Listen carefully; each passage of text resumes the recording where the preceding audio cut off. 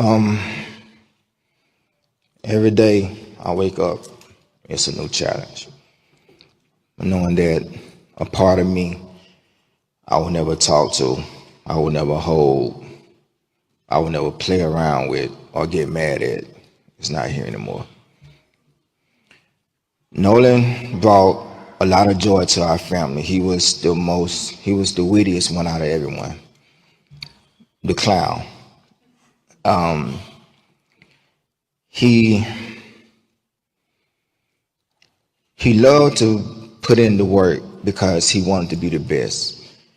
He wanted to make me and his mother proud, and we were so proud of him just for being the person that he was. He was loving. All his teachers knew him, but loved him. He walks in the room, his aura, you're automatically drawn to it. Never met an enemy, and if they were, they would eventually be friends because they would eventually bond, and it's gonna be hard. Um, it's gonna be hard for our family from here on out. And like I said, every day is a challenge.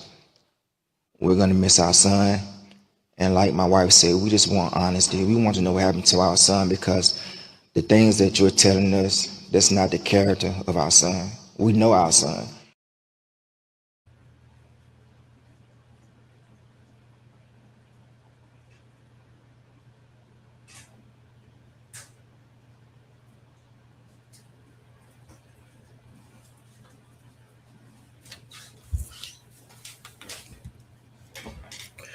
Hello, ladies and gentlemen. This is Edward Joseph, and let's talk live. Nolan Xavier Wells. What happened? All right, let's talk. Well, today, peoples, has been such an interesting day. I am here, I am live, and I am going to talk about some things, peoples. Peoples, Nolan Xavier Wells. What happened?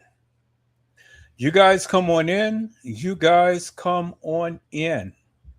You guys come on in, for there's so much to talk about, peoples. You guys come on in. I see my peoples had came into the house, and so let me go ahead and give a shout out. Hello, Kelly Davis 3531. How are you, ma'am? It is a blessing to see you on tonight.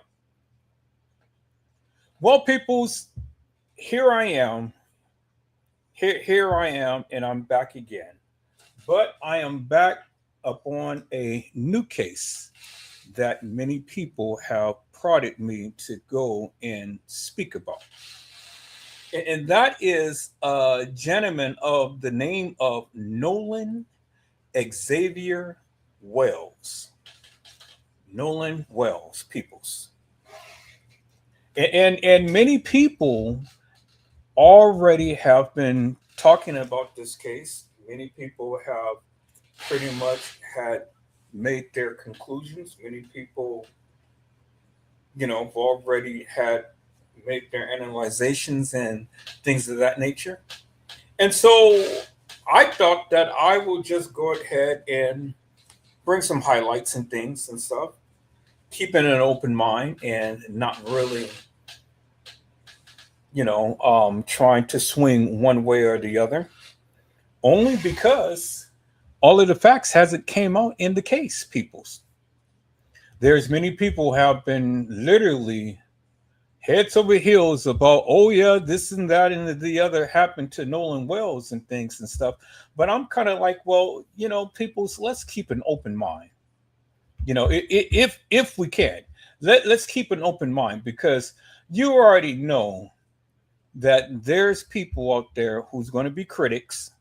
There's people who's going to always have something to say. Everybody has a voice, and everybody has something to say when it comes down to this particular case and things. And I was sitting back, I was watching some videos and things of these people who had spoke up on the Nolan Wells case and all, this officer who pretty much, gave his input and stuff. I was watching the the Como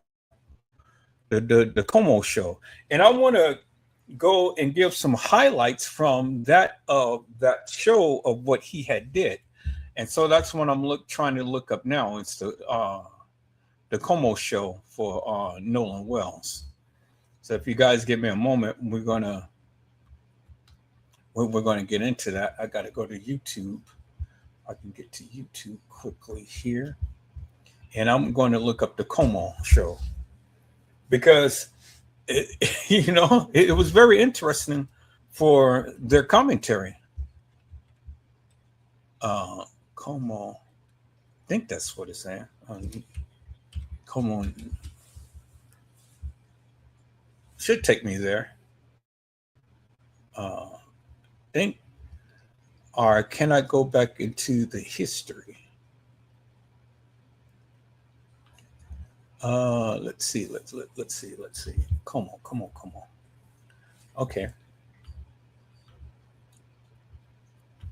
Let me see if I got a few little things already up here. Let me see if I can go back into my history. And I think, yeah, there it is. And go back into my history.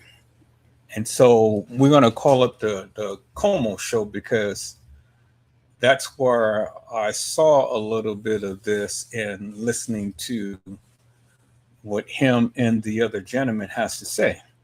Now you all are welcome to come to the live, and you all are welcome to come and share your thoughts and views. I was going to cover the Tupac case and things, but that's not really my cup of tea. I'm not really into the gang thing and stuff. So I decided that I wasn't going to go ahead and do that. But I wanted to come and just share some things about this particular case here and stuff because, again, like I said, I know everybody have their opinions about it. I was talking to a young lady earlier today and stuff, and she was telling me, well, whatever you say, don't ever say that this wasn't a racist case. And I'm kind of like, why not? I mean, do you really actually think that this was a racist case? Is it all based upon race and things? You have this young black man who's very talented, who's very athletic in things and stuff. He goes to an island, and it's just so happened that when he goes to this island, all of them end up coming back except for him. And why is that? You know? And the question is, did it really happen in Mississippi, or did it happen in Virginia, or did it happen somewhere else? Those are the things that I kind of had questions upon and things and stuff. And so, you know, I'm just scrolling through because I'm here right now, and I got his particular live up and things. And I want to scroll through to the part to where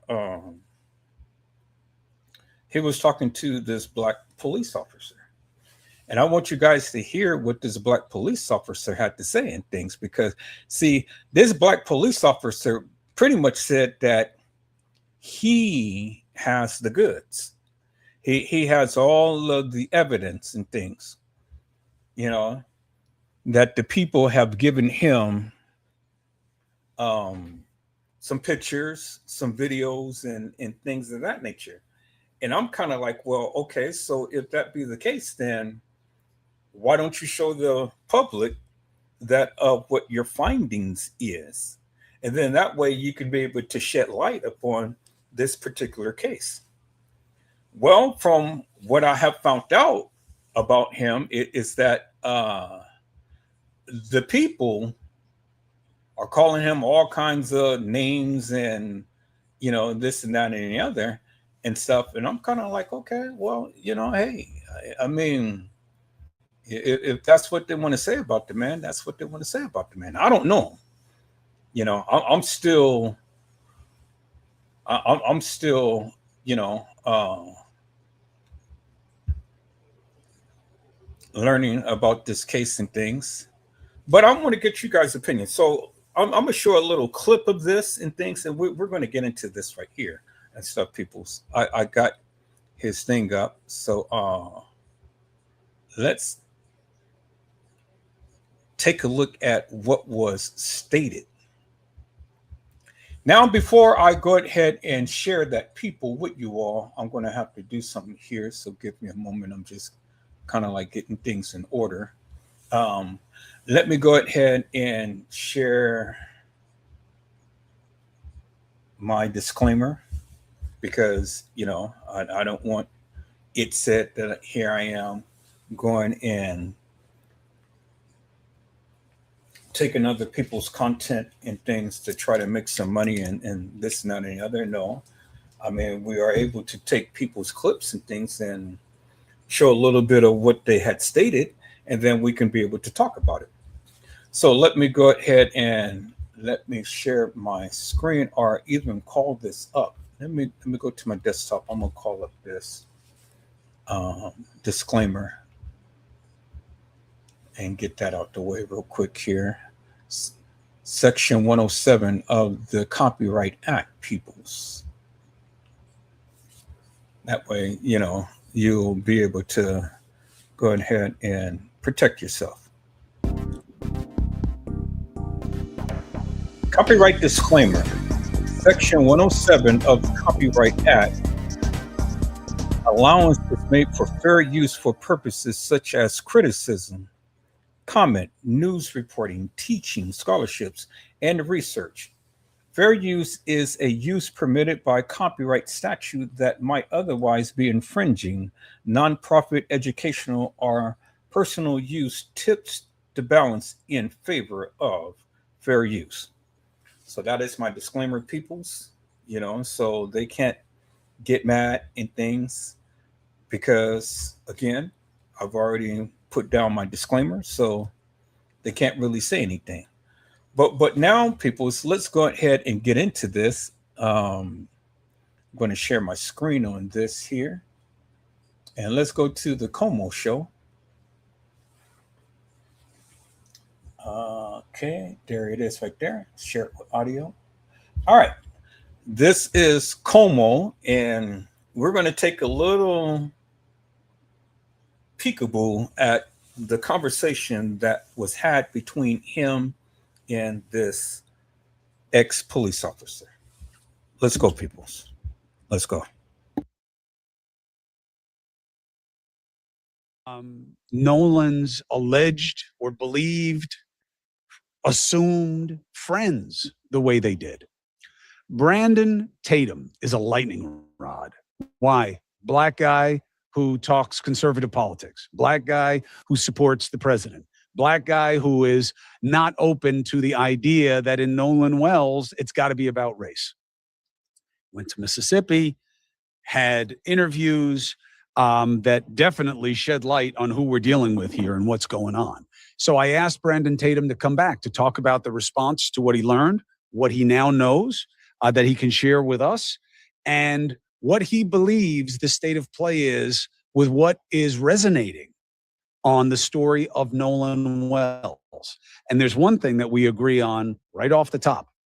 Nolan Wells was a great young man, and he was a tremendous loss, obviously, to his family, but also to his friends and to his community.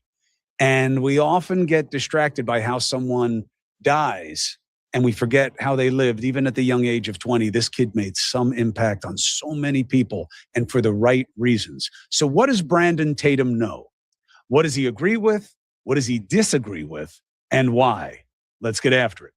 I dare you to let me build you a completely free e-commerce store preloaded with 20 handpicked products that are trending all over the world, basically validated by AI.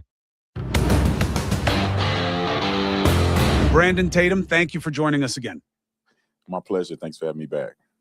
How has the reporting that you did in Mississippi and the interviews that you did, how has it been received? It depends on what group of people you referring to.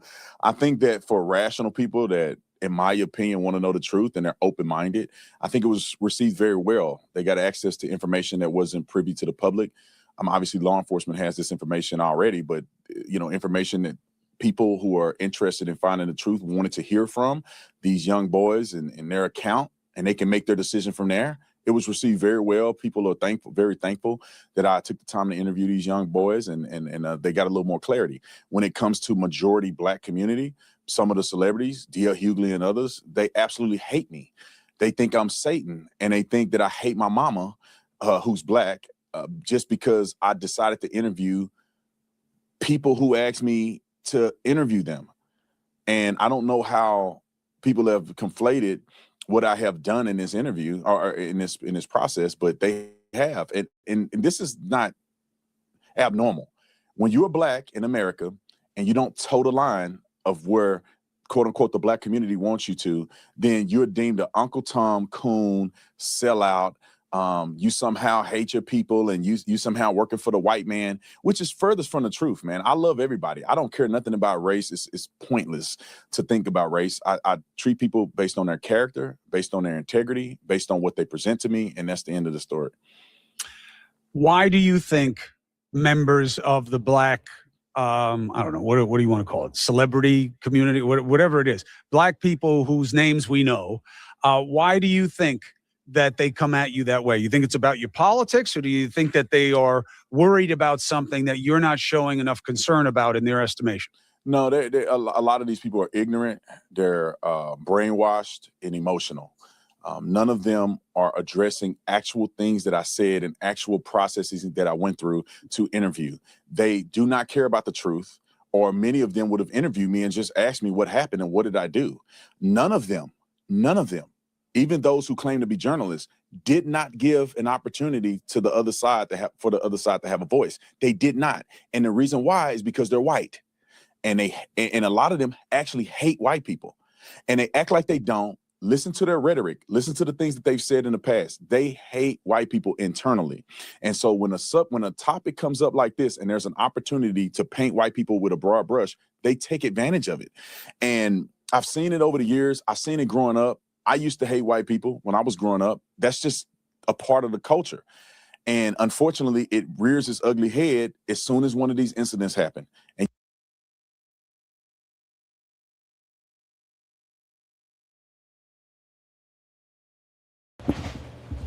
some people is very interesting.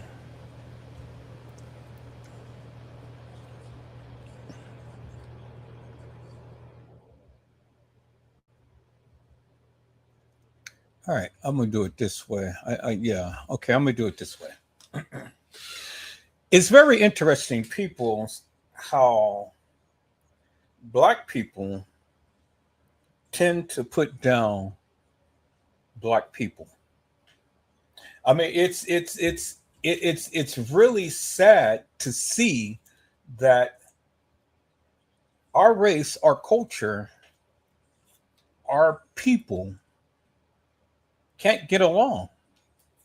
And with situations such as this that has transpired, now, everybody is pointing fingers. Everybody has, something to say about the next person, and blase, blase, blase. All right. So my take is this. We know to a degree the culture and nature of Mississippi. Mississippi, the history of Mississippi, a lot of Black people were lynched back in the day and things. There's been cases to where and it's up, to this day, there's been some people who has been lynched and things and stuff. I mean, Mississippi has a very bad connotation to it, because and I'm not passing judgment because, like I say, I don't know all of Mississippi history, but based upon what was in the news and the records and things from what we all can research and stuff, Mississippi has a bad reputation, a very bad reputation of being racist. Now, could one say that this guy who had spoken on the Como show is racist? Is he biased? Is he trying to protect these white boys from the various things that they proclaimed that had happened? I don't know, people. I can't really say. It's not in my place to say because, again, I don't really know too much about this case. I'm just now covering it. I'm just now gathering up some information and things and stuff, and maybe all of you have watched all of the different news clippings and different lives and stuff that previous content creators had done. But I'm just now learning of this and stuff. And, I don't watch the news as often as I used to. I'm not on YouTube as often as I used to. So this one kind of slipped by me and things. I've only can pretty much attest to that what was stated. I know that there's a lot of stuff that has been stated. Kids did interviews and things, and a lot of people have different opinions about what actually happened. I got a little clip that a friend of mine had sent me about Nancy Grace and how she had this young black lady who's a professional in her profession had took the actual audio version that the authorities had, and she segregated some of the background noise and stuff, and she was able to make some things clear. And with that, it was stated that we were able to hear some content from the admission of what the boys had stated at the time to when all of this stuff was happening. And so, you got a mixture of people sitting back arguing and fussing and fighting and feuding about, oh, well, she doesn't know what she's doing and she's this and she's that and the other and so on and so forth. And I mean, people's, my thing is simply this. You can be persuaded by all of these content creators and stuff because everybody has an opinion and everybody's going to have their own biased opinion based upon that of what their findings is. Do you understand what I'm saying? And then depending upon who you listen to and depending upon how they come about with expressing things and stuff, well, then, a lot of people tend to formulate an opinion based upon what the content creator says. Now, I've heard so many stories about this black girl, and I'm kind of like, well, I mean, is she that bad? Is she that bad? Well, obviously, people's, it just depends upon who you listen to. Now, I'm not here to take sides with anybody in things. I mean, I was literally intrigued by the various things that she said when she had came on to the Nancy Grace talk show. She had spoken to the veracity of what she had done. And we're going to get into that too. I want to kind of show that and touch bases upon that too and things and stuff because, again, here we have black people in their own profession. We have this ex-cop right here who was just talking and, giving his little commentary about what he sees, what he knows, and what he has done, and so on and so forth. But see, the thing is, peoples, he can only attest to what he has. And my thing is simply this: don't get mad about what the people say, because if you're not going to share it with the public and stuff, well, then hey, it ain't no need to get all bent out of shape in your drawers and your ass, because people are entitled to their own opinion, whether they agree with you or not. Now, I don't know the man. This is my first time seeing him the other day and listening to that of what he had to say on the Como show and stuff. And I'm kind of like, okay, well, if things were to the degree as he stated in the live that Como had did, well, then my thing is, you have the proof to the pudding, show it. He doesn't want to show it. It's just like the Kanika Jenkins case. You got a lot of these YouTubers who proclaim to have been there, proclaim to have this and that and the other, and so on and so forth. But then when it comes down to challenging the people to the various things that they proclaim that they have, well, then they can't show you shit. Bottom line, I made a live, and my moderators that came on, and I posted that live on last night, but I had to take it down because it had some porn in it. But I'm gonna bring it back up. But I was showing original video content of the Kanika Jenkins case, and it was interesting because, see, while everybody gave their commentary, I kept focusing on one little piece, and that was, if Kanika walked the halls of that establishment, well, then help me to make it make sense. You all said that there was somebody down there in the kitchen or in the hallway with her. Well, if that be the case, well, then explain to us, how did that happen? Because if people was reaching for her or doing this and that and the other, well, then if they were going to commandeer the girl, well, then why didn't they just commandeer the girl and just take her? Nobody could ever express that or explain that. Well, that's the same way with this case here with Nolan Xavier Wells.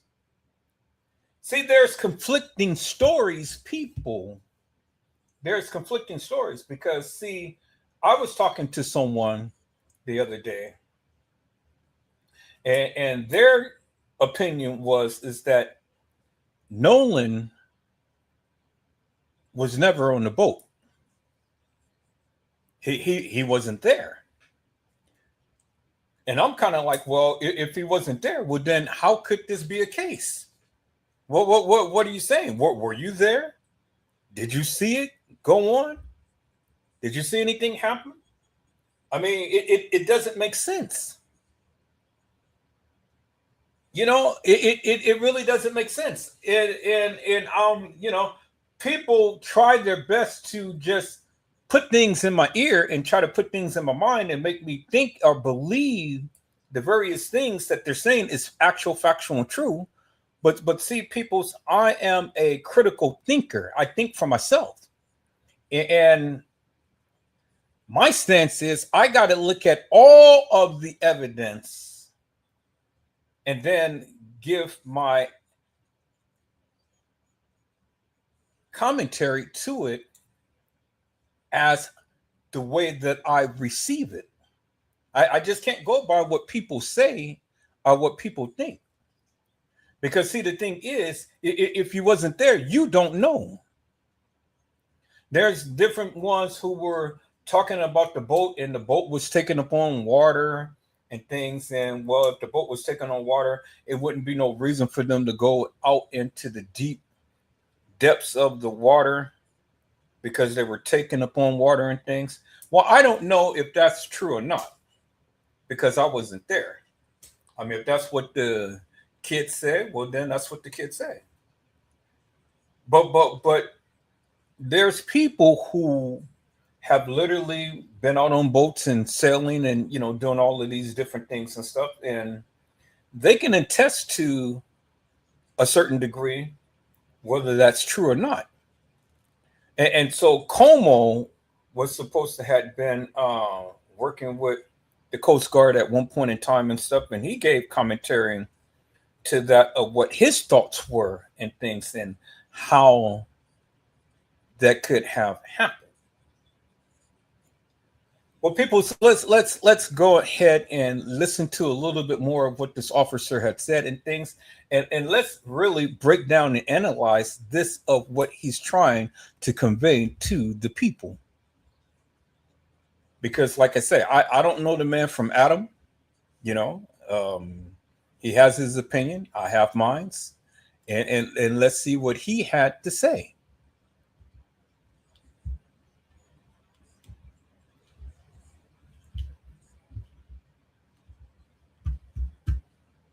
And you've seen it time and time again. Go look at the comment section. How does young men who we don't really have any evidence that committed a crime, how do they get painted as criminals? How do they get painted as being responsible for the death of a person that was considered their friend? If the roles were reversed, this would be maddening. You know what it's like to confront racism.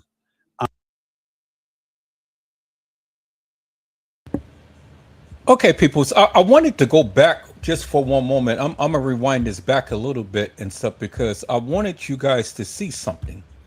Because see, it has been stated that Nolan didn't drink. Well, that's far from the truth, peoples. Because if you can see, he's there. And he looks like he's up on shore. I don't know if they're on the island or whatever, but it looks like he has a can of something in his hand. That looks like a drink to me, right? So now, I mean, one can attest to how many drinks and things. We don't know. We don't know if he never drank, but obviously he has a drink in his hand. So, you know, maybe that was just for show. The boy, he looks, you know, very fit in things. So to drown, they said that he was a prolific swimmer. So, you know, he looks very athletic.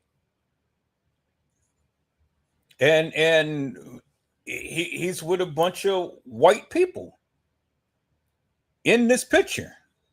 And I don't know why they're blurring out the face of the guy that he's standing with and things and stuff. You know, I don't understand what's all that about.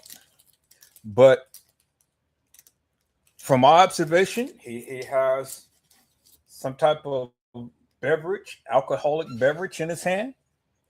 From my observation, you know, he looks fit. You know, doesn't look drunk. He's smiling and laughing and things like that. And he doesn't seem to be anywhere else other than this, what they said that he was at. And that was on the island. You know? So let's listen in a little bit more, people. See, these are the things that the people were saying. Oh, yeah, he was sloppy drunk and this and that and the other. Was he? Was you there to see how many beers he consumed? When we're just going with what we see, peoples. And that's all we can do because we wasn't there. But let's analyze this, peoples, based upon that was given. Let's listen in, peoples. Be maddening. You know what it's like to confront racism. You know it on many different levels, right? You know it as a black man, you know it as a black athlete, you know it as a black cop, you know it as a black political advocate, you know it on a lot of levels. When you met these people, their families, what did that special or if unfortunate radar that you have built into you, what was your read on these people and the vibe in this community vis-a-vis Nolan Wells? It was incredible. They were normal people. They seemed like great families. They seemed like they raised their children right. And the interesting thing, they had nothing but great things to say about Nolan. They all were very thankful for Nolan. They were all saddened. Even some of the parents cried when we were talking about Nolan. They were very distraught that Nolan had passed away. And they all seemed like if you go to that side that I went and talked to the people on that side, they all seemed to love Nolan. This was a loss for everybody. And there was no racial animus. They all have black friends and everybody get along. Everybody that I talk to is like, no, the race is not a thing here. We all love everybody. Horn Island is full of a diverse group of people. We have a diverse friend group. All of these things is what is said on this side. Very welcoming. And I do not think that's the case on the other side. What if you could make a song using only your voice? Let's start with the drums. Why do there have to be sides, and how do you define the other side? Well, I don't think there should be sides, but these groups have, and I would argue that Nolan's parents and Benjamin Crump have taken a side. I said this on my live stream yesterday. I said this should have been a community effort. When your son goes missing, when Nolan's loss is a loss for everybody. It's a loss for his parents, his siblings, his family, his friends, his coach, his football team, the community at large. Everybody lost Nolan. The effort that I think should have been brought forward is that everybody should come together to find out what happened to Nolan. These parents should be talking to these parents about who saw this boy last and what happened. That was not the case because people interjected race into this. Immediately, Nolan Wells' side says they went out with white boys. Something must have happened. The justice system is flawed, inevitably, because once upon a time in Mississippi, there's racial things that had happened against black people. But in perpetuity, white people cannot be trusted, and everything must be a fraud because there's white people and my son is black. That to me destroyed the community and made it into a partisan thing or a separation thing versus a united front.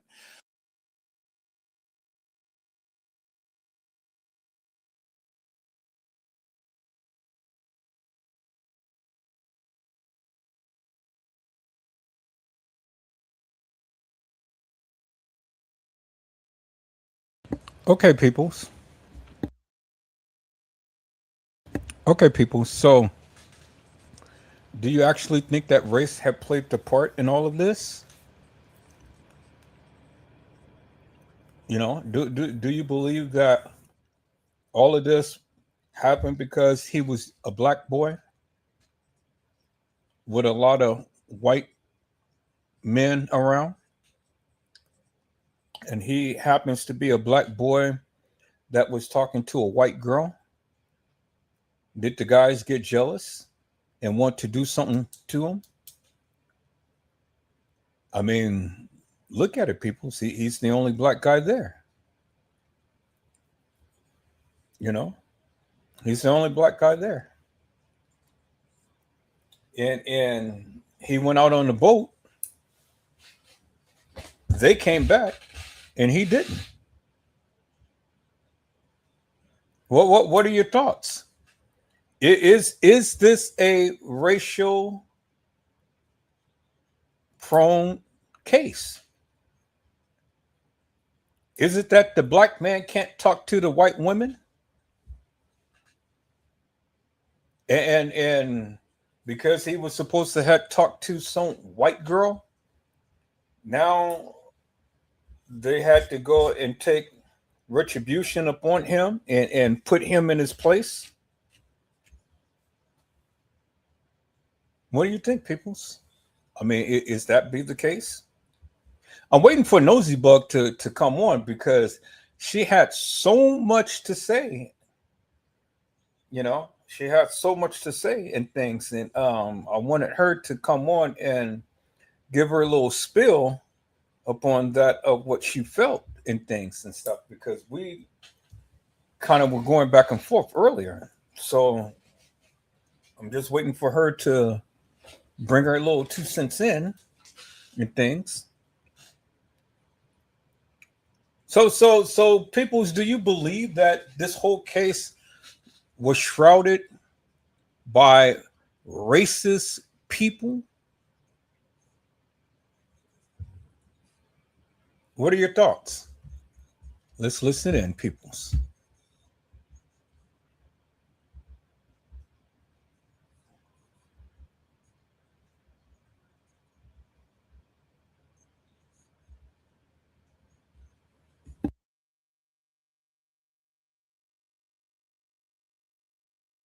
And we can see that because people were telling me when I was out there interviewing people that people in the community are terrified. There's people that they think know more, but they're afraid to say anything. Because even if you didn't have nothing to do with Nolan's death, if you say, I saw him last, you could be painted as a suspect in a murder. And they will blast you and drag your name through the mud and threaten your life. You know, Chris, the young boy Trayston can't even go to a store. He went to buy a Gatorade and he said, your money's not welcome here. Black people turned their backs on Trayston and he wasn't even really accused in this situation. And the boys, warned them, were somewhere else in another state, and people were screaming at them at a restaurant, kicked them out, said, say his name. What does that tell you? That tells you that the narrative has been set that they did it. It's not an open-minded scenario. It's not a we want to know what happened. It's that they've painted these boys as they're criminals. And all the information that I have thus far, there is no indication whatsoever that they were even there when Nolan passed away. And I have seen video. I've seen all kinds of evidence. The police have interviewed these kids already. They've given their cell phones over to the FBI. I mean, they've, in my opinion, based on what they've shown me, they've done everything the right way. Is it true that one of the young men you interviewed, not Trayston, who's a black kid, by the way, obviously black kid. It's not like he has to tell you that he's a black kid. Warren, is it true that he actually called Nolan's mother to tell her that Nolan was missing and that he was going to call the Coast Guard? Yes, he showed me the phone record. We actually posted on our Instagram the phone record. He showed me in his phone where he called Miss Christine first. She didn't answer the first time. He had a second call, and I think because she was asleep. He had a second call with it where the duration of the call was about 5 to 8 minutes. He talks to her on the phone, and he told me during that call that he told her, hey, we haven't seen Nolan. Don't panic. You know, we think that he may be hanging out with friends or whatever, but just in case, is it okay if I call the Coast Guard? So he told me he got permission from Christine, that, you know, Nolan's mom, that he could call the Coast Guard. Then he showed me the call log where immediately after that call, it couldn't have been a minute or two after the call, he calls the Coast Guard. And he also showed me that him and the rest of the boys got up the next morning, got on a boat, and went out looking for Nolan. He also told me that he told Christine, Nolan's mother, that he had Nolan's phone and keys.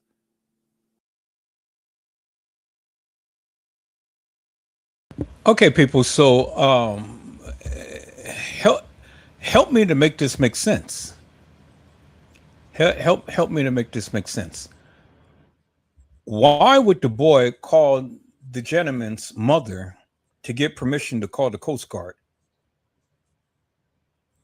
Why would he call the mother to get permission to call the Coast Guard? That's crazy. So basically what the young man is saying is that we don't know where Nolan is. That's the way that I'm taking it from, you know, what the gentleman had just stated. He called Nolan's mother. He's spoken to Nolan's mother. They can't find Nolan. And it's amazing how, you know, they can't find Nolan. I mean, he was on the boat with them, as you can clearly see. He had a beer with them, as you can clearly see. He's taking photos with them, as you can clearly see. So obviously, he was there with them based upon the pictures that was presented, right? So the question becomes, in my mind, the question becomes, where is Nolan? What happened? What happened? Why would the boy call the mother and call the Coast Guard? So see, people, Look at the inference here. I want you to really think about this for one moment. Think about this for one moment. Why would he call Nolan's mother in the first place? Why?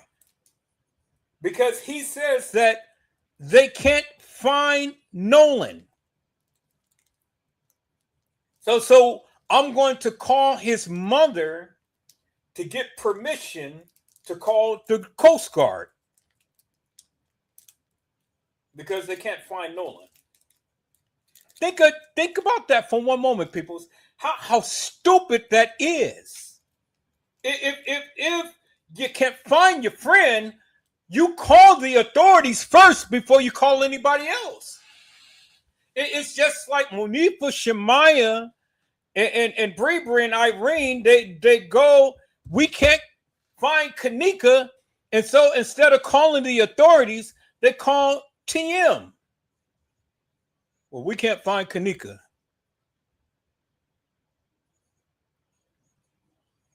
I mean, peoples, that is the oldest trick in the book. They can't find Kanika and they can't find Nolan. So what they do, they call the mother. And he has to get permission from the mother to call the Coast Guard.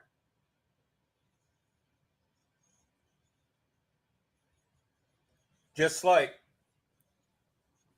the kids end up calling TM because they couldn't find Kanika. I mean, people, think about that. You know, that see, this is why I love doing the various things that I do, because I listen to what the people say, and then I bring about my commentary after they said it. And I try to make it make sense. But see, the thing is, people, you can't make sense of nonsense. You can't make sense of stupidity.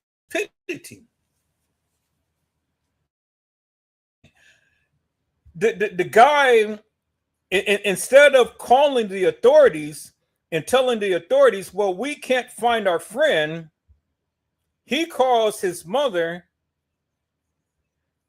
to see about getting permission to calling the Coast Guard because they can't find Nolan. And so in the length of time to when he's speaking to the mother, which is a 5-minute call or whatever, did anybody bother to call the authorities after they hung up? Did the mother call the authorities? Did the kids end up calling the authorities and saying, hey, we can't find Nolan, so, you know, let's get the Coast Guard out here or somebody out here. Can't find a friend. I mean, think about that for one moment, peoples. How stupid can you get? He calls the boy's mother to get permission to call the Coast Guard because they can't find Nolan. So then my question becomes, what happened to Nolan? What happened to him? They can't find him, so they call the Coast Guard. But well, I mean, he calls the mother first. Instead of calling the authorities and making a report and saying, hey, our friend is missing, or, you know, whatever the case may be, they call the person who cannot help them. And then, you know, and it was stupid for this guy to even say that. And trying to make it seem like, oh, well, you know, that was the right thing to do. I'm looking at this cop speaking, and he's stupid for even saying that.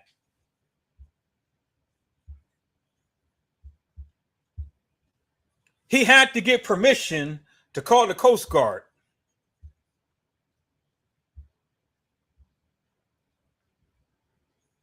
Your friend is missing, but yet let me call his mother to get permission to call the Coast Guard because my friend is missing. How stupid that is, peoples. Let's listen to this madness, peoples.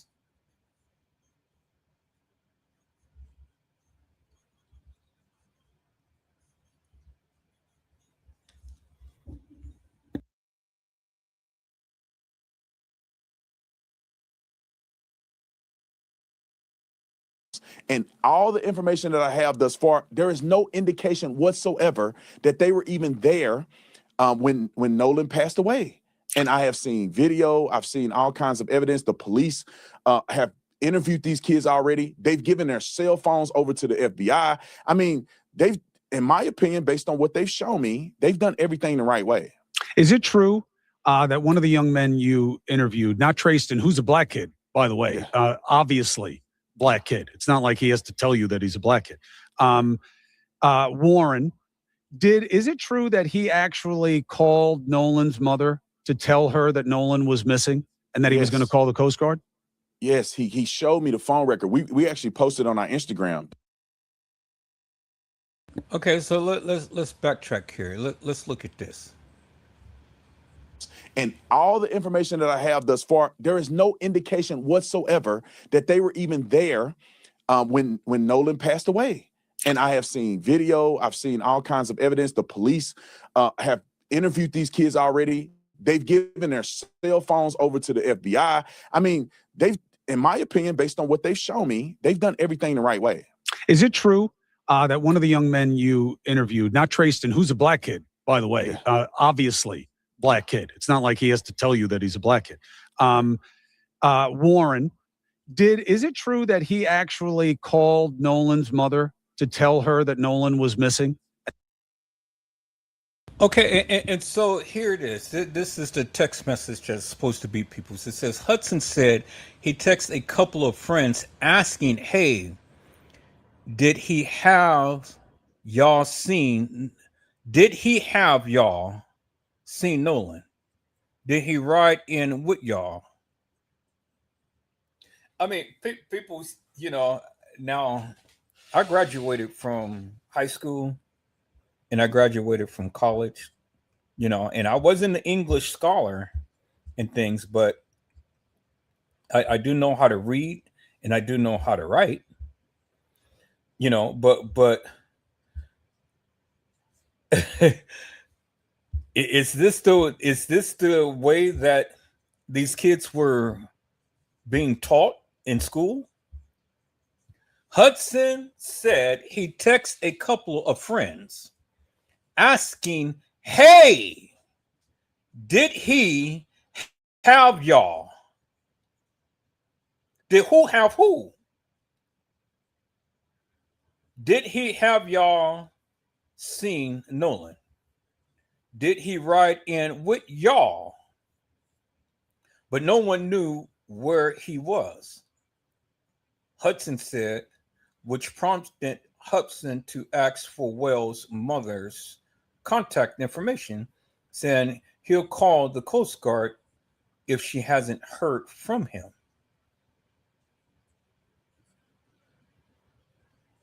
Okay.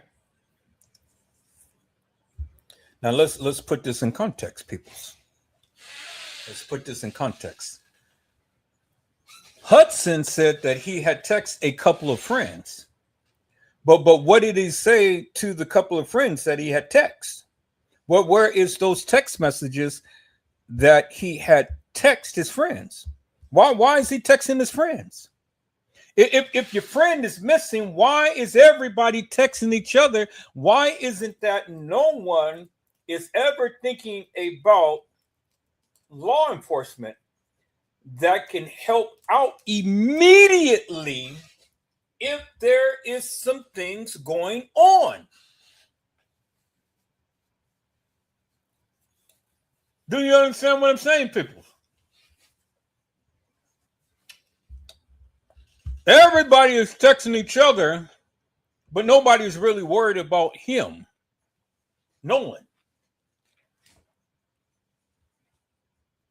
Nobody knows where he is, what he's doing. And the thing is, why was Hudson so much emphatic about calling his mother?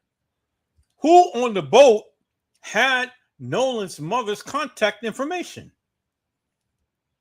And why did they have the wherewithal to go ahead and call Nolan's mother themselves?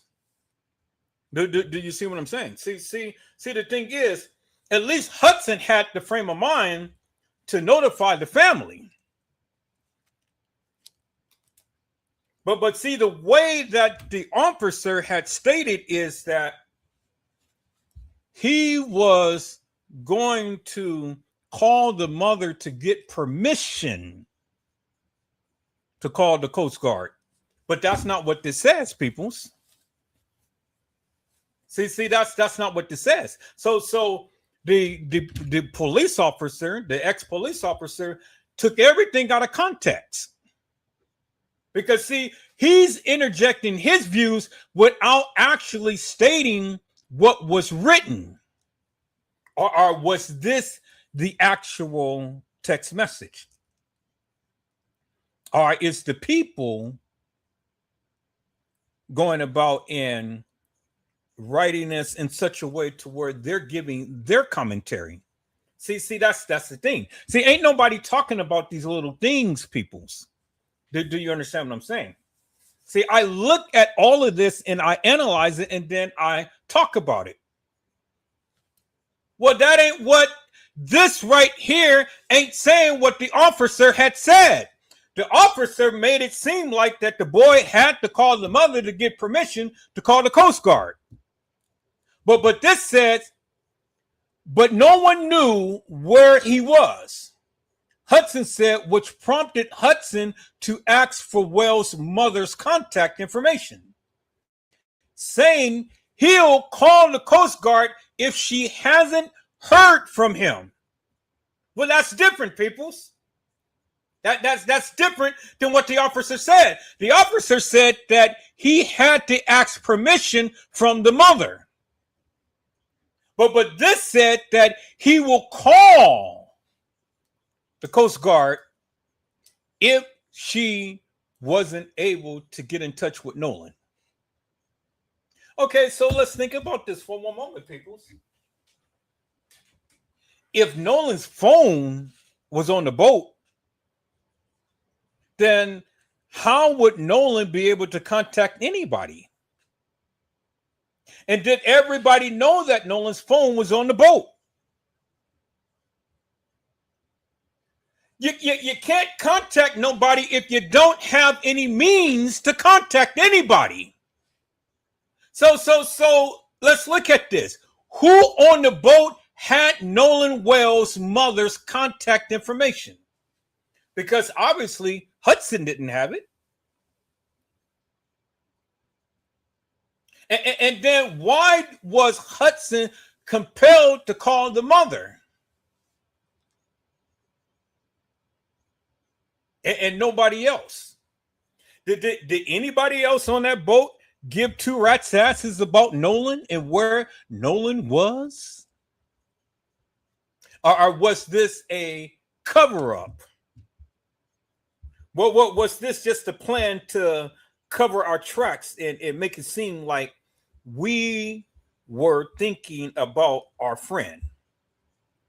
And we needed to put up on record to make sure that once they check our phones, then they can see that we had a genuine concern for our friend who was missing.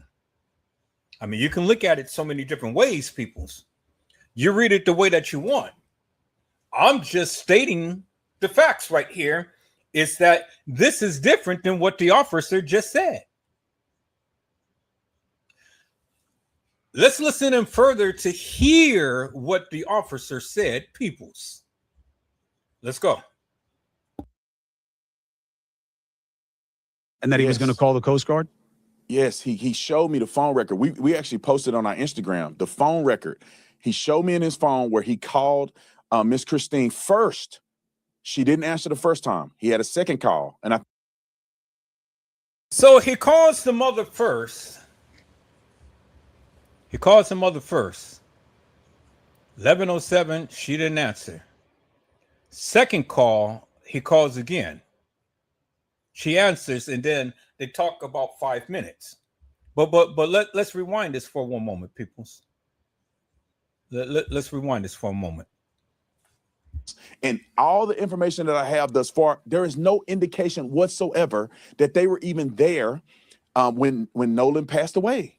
And I have seen video, I've seen all kinds of evidence. The police have interviewed these kids already. They've given their cell phones over to the FBI. I mean, they've, in my opinion, based on what they've shown me, they've done everything the right way.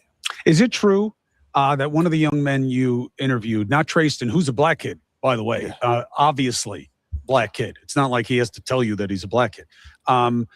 Warren, is it true that he actually called Nolan's mother to tell her that Nolan was missing and that he was going to call the Coast Guard? Yes, he showed me the phone record. We actually posted on our Instagram the phone record. Okay, and so it says right here around 11 p.m. and p.m. people, you know that's at night, right? It's not in the daytime. It's not in the morning. It's at night. It's almost the dead of night. At around 11 p.m. at night, dead at night, on an island. And so peoples, if you know anything about being out on an island at the dead of night, it is dark. It's dark. It is dark, peoples. See, when we were on the cruise and we were on our way to the Bahamas, we were right in the middle of the water and it was dead at night. And when you look out on the horizons, peoples, you couldn't see nothing but just the lights that was illuminating off the boat. Because we were right in the middle of the ocean, dead at night. And there was no lights around nowhere, peoples. We wasn't on the island yet, but we was in the middle of the water and it was dead at night. And as far as the eye could see, it was just total pitch black, peoples. So they call, or he calls the mother at 11 p.m. at night. 11 p.m. at night. It says around 11 p.m. local time, he called Christine Wansley, who didn't answer until the second call. Once he got a hold of her, he asked if she had heard from Wells, but she hadn't. I said, all right. Well, don't freak out. I'm going to call the Coast Guard. Okay, let's put that in context, people. So let's put that in context. So the thing is simply this. It is 11 p.m. at night. He calls Nolan's mother. But it never stated in this particular text right here that he ever told Nolan's mother what happened to Nolan. Do you understand what I'm saying? They had all of the time in the world to call the mother to let them know that they couldn't find Nolan. But they waited until 11 o'clock at night to go and give this woman a phone call. Well, see, the thing is, peoples, if Nolan was missing, they already knew Nolan was missing well before the night. Do you understand what I'm saying? It's 11 o'clock at night, peoples. If I'm getting a call from someone 11 o'clock at night and they say, well, have you heard from your child? What do you mean, have I heard from my child? What's going on? What's going on? Last that I know, my child was with you all. So what's going on here? You all are back. You all are calling me at night. What is going on with my child? Why am I speaking to you? What happened that you don't know what happened to my child? Do you understand what I'm saying? I mean, that's just how I would be. You calling me at the dead of night, asking me if I heard from a child. And I tell you I hadn't. All right, well, don't freak out. I'm going to call the Coast Guard. Wait, what? Hold on for one moment. Don't freak out. What do you mean, don't freak out? What's going on? What's going on?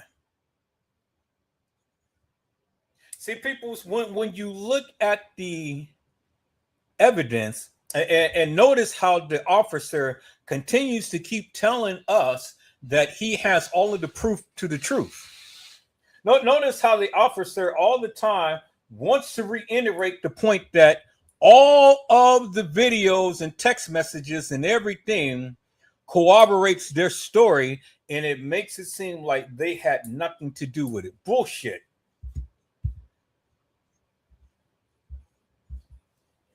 Bullshit. What evidence that you had to corroborate the story to make it seem like these kids had no involvement in this case?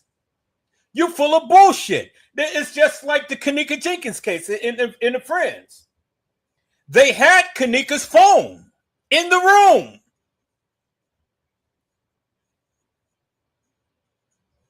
They had Kanika's phone in the room. They even told you that they had Kanika's phone in the room.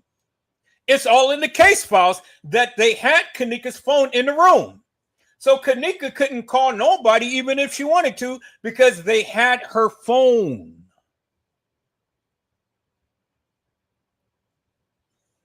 But at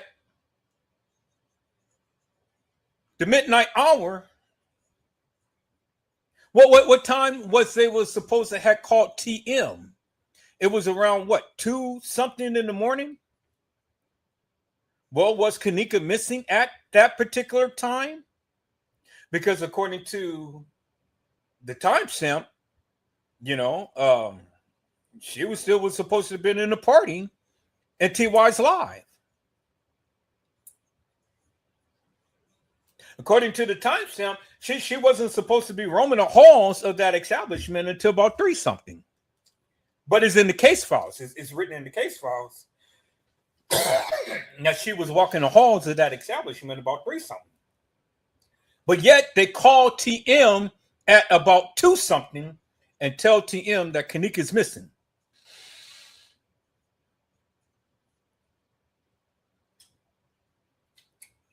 See, people, a lot of people was giving commentary about the Kanika Jenkins case. But they missed that important factor right there. The kids called TM to let TM know that Kanika was missing.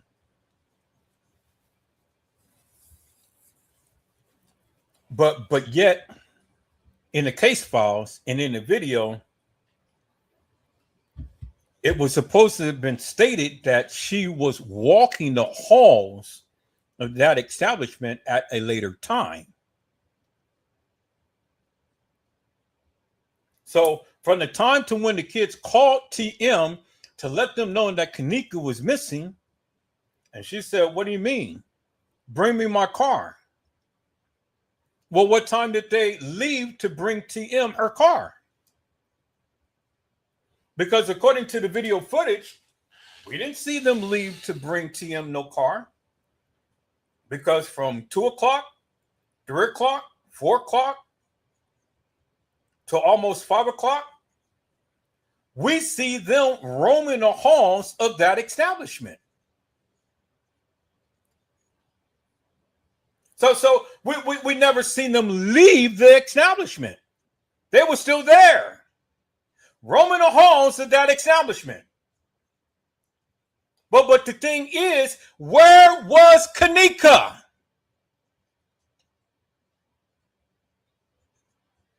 So this boy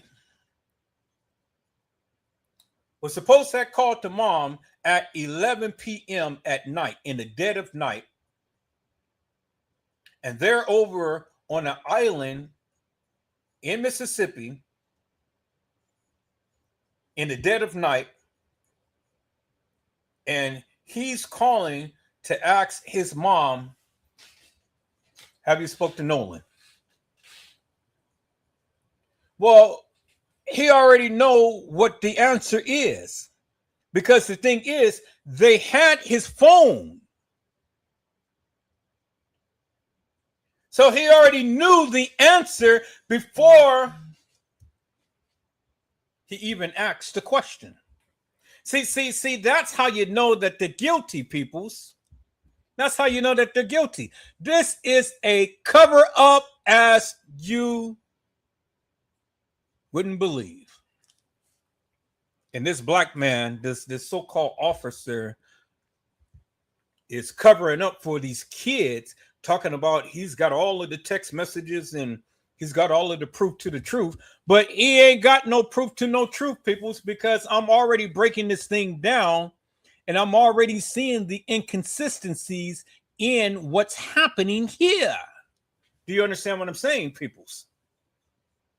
The boy calls the mother the dead of night. They're on the island, and then he's telling her, there's no need to fear. The Coast Guard is coming near. But see, the thing is, peoples, they didn't call the Coast Guard. They didn't call the Coast Guard. Because had they made a report with the Coast Guard, it doesn't matter whether you are stranded or not. The Coast Guard would have came because there was a distress call being made. That's just like if you call the police and you say that my child is missing or something is happening at my house. The police will come to check it out, to see if everything is okay. That's just like anytime that you call 911 and you don't speak to 911, 911 will call you back and they will keep calling and they will send an officer to that location to where they trace the number from to make sure that everything is okay. But they didn't call the Coast Guard, peoples. That didn't happen. Because if the Coast Guard was called, the Coast Guard is obligated to come to see about the people that was in distress. And so that's how I know that they didn't call the Coast Guard, peoples. So I don't know what the conversation was between the mama and the boy, because according to the text message, according to the phone log, they was on the phone for about 5 minutes. And I'm sure that she's in a tizzy. She's in a panic. She's, it's like, wait a minute. I'm getting a call at 11 o'clock at night and you guys are telling me you don't know what my son is? Really? But that's not what the officer said. The officer continues to keep steering you back to the so-called evidence that he supposedly have had, peoples. But the man didn't get no evidence. He don't have no evidence because he's already caught in a lie. He's caught in a fault. And my thing is, if you're ever going to be transparent and stuff, well, then be transparent. Tell the people what you got. Tell the people what's actually being stated. And don't mix the words. Don't twist it around. Because now you're misleading the people. And then you have the audacity to go and browbeat the people and try to bring them down and stuff, all because you lied. you lied, and now you want to ride. Well, I'm not going to let that slide. Do you understand what I'm saying, peoples? So, the thing is, the boy calls the mother at 11 o'clock at night and asking her, have you heard from your son? But he was like, oh, well, okay, well, don't freak out. I'm going to call the Coast Guard. Now, where's the transcripts of him ever calling the Coast Guard? Because after he got off the phone with the mom, where's the transcript that he called anybody else? Where's the transcripts that he had texted friends? Because we saw earlier that he had texted several of the friends. Where is that information so we can see for ourselves what the text had stated? But the officer ain't giving that up, peoples. Why? Because they're lying. They're lying, peoples. And that's how you can tell. Because if there was any validity to their stupidity, well, then there would be transparency. But it ain't no transparency, peoples. Because they're all lying under the teeth. Now, let's listen to this, peoples. Let's go.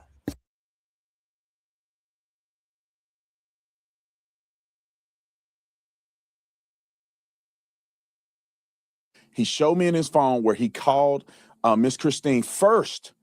She didn't answer the first time. He had a second call, and I think because she was asleep. He had a second call with it where the duration of the call was about 5 to 8 minutes. He even said it himself. He thinks that she was asleep. Well, goddamn, stupid. Yeah, 11 o'clock, she should be asleep. She's getting a call at 11 o'clock at night. You think she's going to be answering the phone on the first call? See, that's just how stupid this officer is. I think she was asleep. Well, goddamn it, she was asleep. Let's listen in, peoples.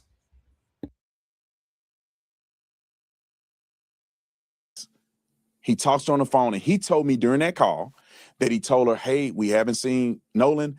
Don't panic. You know, we think that he may be hanging out with friends or whatever, but just in case, is it okay if I call the Coast Guard? We can't find Nolan. It's 11 o'clock at night. Don't panic because we can't find Nolan, but is it okay if we call the Coast Guard? That's not what the text said. He's interjecting that within his commentary, peoples.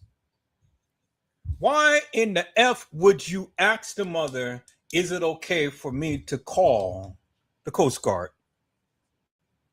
And why are you calling the mother first? Why don't you call the Coast Guard to get that resources out there? Because this was a cover-up, peoples. Plain and simple, it was a cover-up.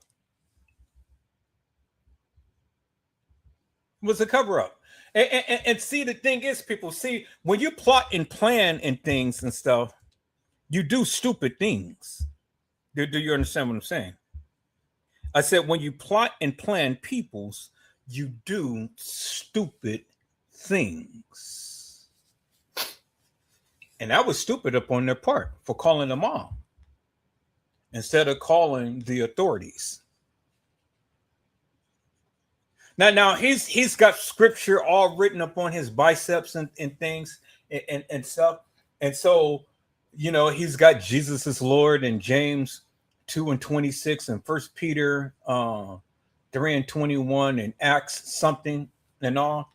So he's proclaiming that he's a holy man, but it ain't nothing holy about him because, see, if you was a holy man, you wouldn't be lying. God doesn't lie. God. If you got God in you, you can't lie, people. You're compelled to tell the truth. You're compelled. If you are a servant of God, if you're God's child, and you are putting all of these scriptures upon your body and stuff, well then, you know, and you're going to be the representative of Christ himself. Why are you sitting here lying? God never lied, but you're lying. So you can tattoo all of the scriptures upon your body, but that doesn't mean anything to me. You are a liar. Why are you lying, peoples? It's 11 o'clock at night, and the boy is calling his mother, asking for permission to call the Coast Guard. So just think about that for one moment. So if you're going to call the Coast Guard, peoples, or have the notion of calling the Coast Guard, well then what you're saying to me and to everybody else, it is an emergency. It is an urgency. It's an emergency. Our friend is not here. We can't find our friend. He's not here. That's what they're saying. You don't call the Coast Guard just to be calling the Coast Guard. You don't call the Coast Guard if it's not an emergency or an emergency, right? Right. But you call the Coast Guard because something you feel has happened that is way beyond your control. That's why you call the authorities, peoples. Because they have the authority to do way more than what you could do. And they have the resources to do it. It's beyond your hands. And so when I get to a point in life to where I can't handle it myself, that's why I get on my knees and I pray to my Father, which art in heaven. And when I pray to my Father, I pray with all sincerity. And after I pray, people, I get up and I don't worry about it no more, because I trust and believe that the Lord heard and he will answer my prayers. Did you hear what I said? My situation is beyond my control. So I can't do it. I don't have the strength. So I take it to the Lord in prayer for the one who can be able to make a difference in my life. Father God in heaven, I am beset with a situation that is totally beyond my control. Lord, I need your help. I'm coming, confessing my sins, asking for forgiveness. Search my heart, and if you find anything that shouldn't be, take it from me. Cleanse me, renew me, revive me, restore me. But most importantly, hear my prayer. For I'm crying out to you. I'm travailing to you, Father. And see, that's what we do, people. Whenever we are facing a situation to where we need the help, we call on Christ Jesus, for he will answer prayer.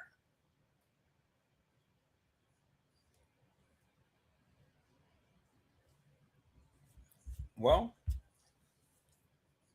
this situation was beyond their control, so instead of calling on Jesus, they're thinking about calling the Coast Guard, which they never did. Now look at them, people. Look at them. Look at Como, because Como is listening to what this guy had to say, and Como is saying to himself, "This is stupid, man. This is stupid. These kids never called the Coast Guard, never got the resources out there. So they knew that just for even referencing the Coast Guard, it was an emergency. It was an emergency, peoples. It was an emergency. But they never bothered to get the proper resources out there. So let's listen to what this man had to say, peoples. Let's go. So he told me he got permission from Christine, that, you know, Nolan's mom, that he could call the Coast Guard. Then he showed me the call log where immediately after that call, it couldn't have been a minute or two after the call, he calls the Coast Guard. So he calls the Coast Guard? What was that, the Coast Guard peoples that he called? Let's see. And he also showed me that him and the rest of the boys got up the next morning, got on a boat, and went out looking for Nolan. He also told me that he told Christine, Nolan's mother, that he had Nolan's phone and keys. So he told the mother that he had Nolan's phone and keys. So people, put this in perspective. How in the hell could Nolan be able to reach out to his mother when he had Nolan's phone and keys? I just told you that earlier. I just told you that Monifa, Shemaya, and Bree had stated that they had Kanika's phone and keys. Bree had the keys. Irene had the phone. So it was impossible for Kanika to be able to reach out to anybody outside of the walls of the Crown Plaza because she didn't have her keys to leave, nor did she have her phone to call.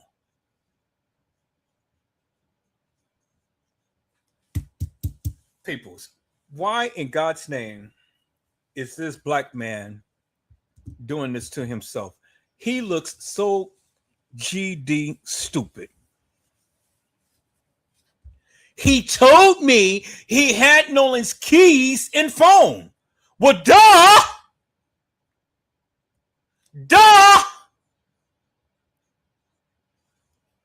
People, so do I have some critical thinkers out here in internet land? Do I have any critical thinkers, peoples? He said that he had Nolan's keys and phone.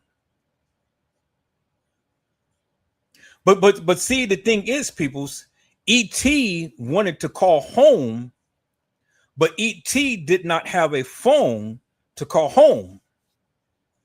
E.T. phone home. Well, obviously Nolan is not E.T. So he said that right after he called the mother, he called the Coast Guard. But what did he say to the Coast Guard, peoples? Let's listen in.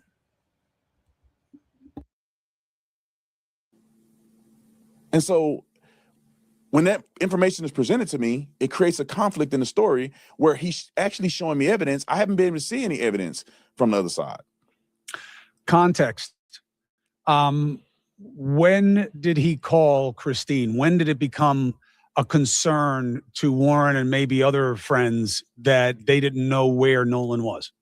Well, he explained it thoroughly in the interview, but I'll like summate it real quick. People should watch the interview. Yeah. Brandon Tatum is a very well-known influencer. You know how to get to his page. The interviews are all there and accessible. But give us the short answer. I think it was around 10 p.m. And the explanation that he gave me was that Nolan was hanging out with that girl, Katie. So they expected Nolan to be kicking it with her, hitch a ride back on somebody else's boat. They all plan to go to a central location to continue the party. But Nolan is not there. The girl that he was with shows up, but Nolan is not around. So he's now being concerned.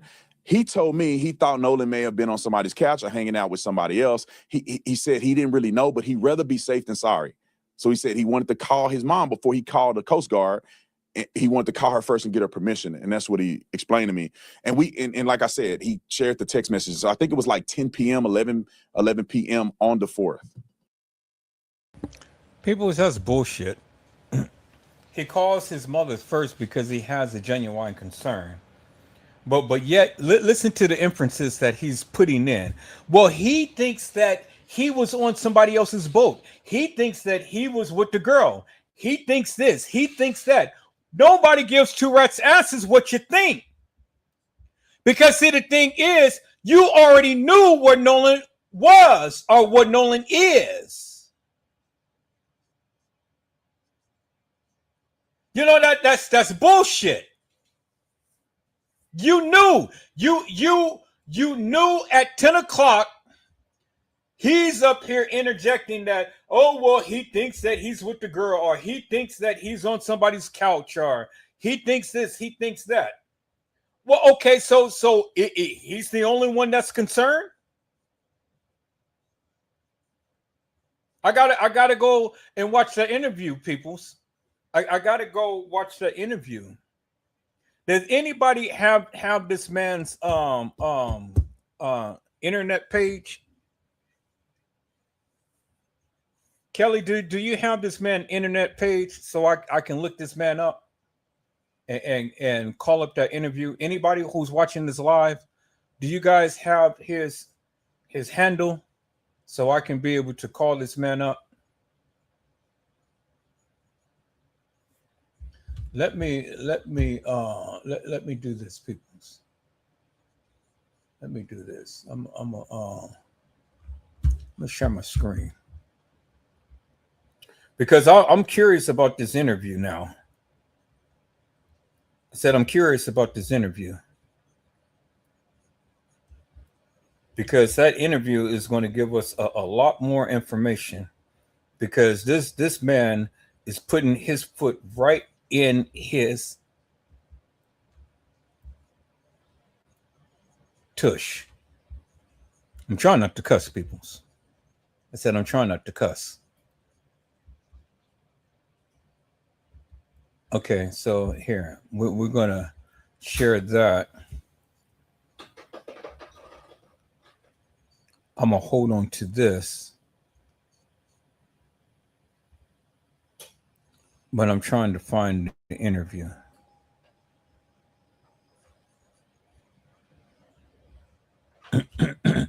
What is this guy's name anyway?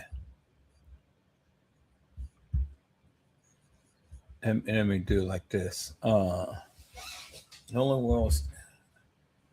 Am I sharing the screen, peoples? Yeah, I'm sharing it. Okay. Let me see. Let's type in this Nolan Wells interview.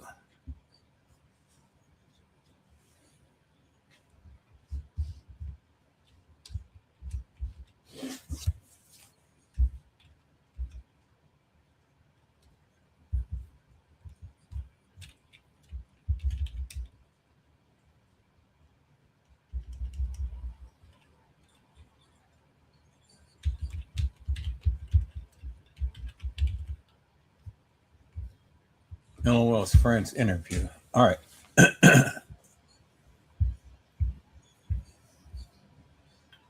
Okay.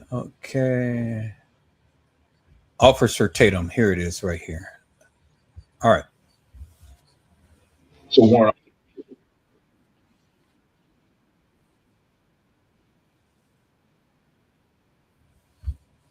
All right, people. So let's look at this interview that this officer supposedly did. Let's look at this interview, and we're going to get some insight to the madness.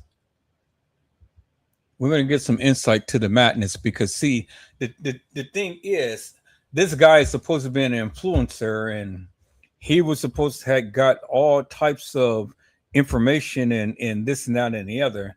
But I think this is just total bullshit. To be honest with you, I think this is just total bullshit, and I think that this officer is trying to help these kids cover up what they had did to Nolan. Because as I stated before, peoples, the boy calls the mother. The boy calls the mother at 11 o'clock at night and asks her, has she spoken to Nolan? Well, obviously, she couldn't have spoken to Nolan because in the same breath, people, later on in the conversation, the man had admitted that the boy had Nolan's cell phone and keys. So if he had Nolan's cell phone and keys, how in God's name could Nolan be able to contact his mother or anybody if he had Nolan's cell phone and keys? It couldn't. That's just like the Kanika Jenkins case. Remember, Kanika couldn't call nobody because it was stated, and even the kids stated, that they had Kanika's cell phone and keys. And they called TM about 2-something in the morning. And TM's response was, bring me my car and my keys. But according to the video footage, the kids never left the establishment up until almost 5 o'clock in the morning. Because even though that they called TM about 2-something, Kanika was still missing. Okay, so see, that just blew past your head, peoples. I said, even though they called TM about 2-something in the morning, Kanika was still missing. And Kanika was supposedly roaming the halls of that establishment, but yet they're going to call TM instead of calling the authorities and bringing the police down there and everybody, instead of doing the 911 call and having some urgency in their voice and stuff. I think it was Monifa that did the 911 call, and she was like, she was disabled. Well, the only disabled one wasn't Kanika Jenkins, peoples, because Kanika Jenkins never had a disability. But Monifa said that she was disabled. But see, the thing is, peoples, they had Kanika's keys and cell phone. Bree had Kanika's keys. Irene had Kanika's cell phone. So it was no way for Kanika to ever be able to escape from that establishment and contact anybody because she did not have her keys nor cell phone. But she was supposed to have been drunk. Now, let's put the Nolan Wells situation in perspective. The guy calls the mother at 11 o'clock at night, stating, have you spoke to Nolan? Well, the white boy knew good darn well that she didn't speak to Nolan because he stated that he had Nolan's keys and phone. Well, how in God's name could Nolan contact the mama or any other people when they had his keys and phone? But see, the inference is people's, and the cop had did this because the cop had said that, oh, well, they thought that he was up on somebody's couch. Doesn't that sound like the Kanika Jenkins case, peoples? Remember when they had alluded to Kanika was lying down on the couch? You guys see the correlation, right?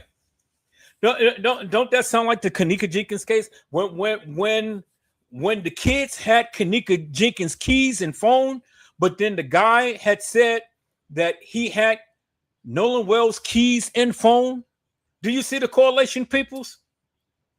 Now a black boy come up missing, but a black girl come up missing. But in this case, it was white people who was with this black boy. But in the case of the Kanika Jenkins case, it was all black people. It wasn't mixed races. It was supposedly her friends.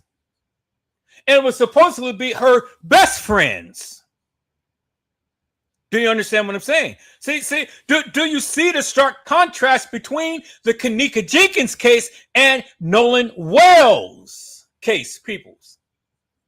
Two black kids missing, cell phones with their friends. Can't call, can't do anything. So how in the hell could Nolan be able to call anybody and he had his keys and phone? See, the thing is, people, they already knew Nolan was missing. And then he said that he asked Nolan's mother for permission to call the Coast Guard. Well, see, people, see, the thing is that the kids called TM first before they called 911. Kanika's missing. What do you mean Kanika's missing? Go find her. Kanika's missing. What do you mean? How could a grown girl come up missing? Kanika's missing. People, I can only imagine what Nolan Wells' mother was thinking or saying with a phone call at 11 o'clock at night.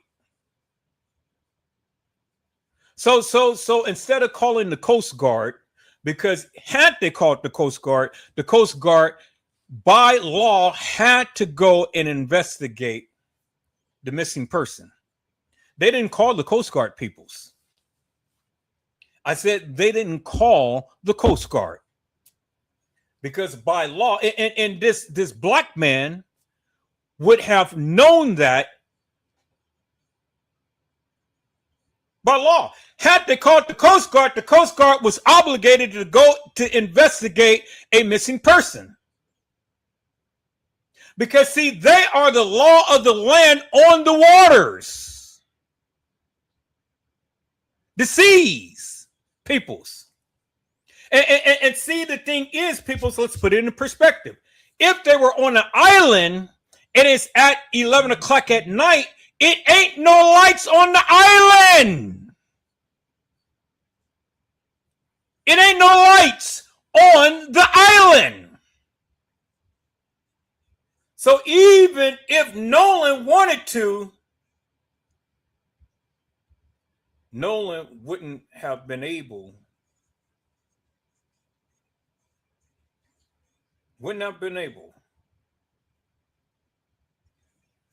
To make any type of phone calls because it ain't no payphones on the island.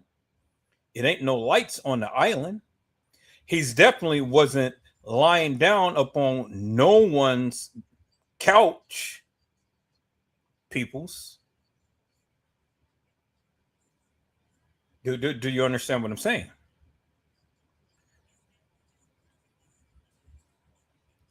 See, so I've already broken it down, peoples, and I'm glad that this officer had did this interview because we're getting ready to take a look at that. Because see, right now I was trying to get the officer the benefit of the doubt, but now I can't do it only because I caught the officer in a lie, and he was supposed to be a Jesus guy.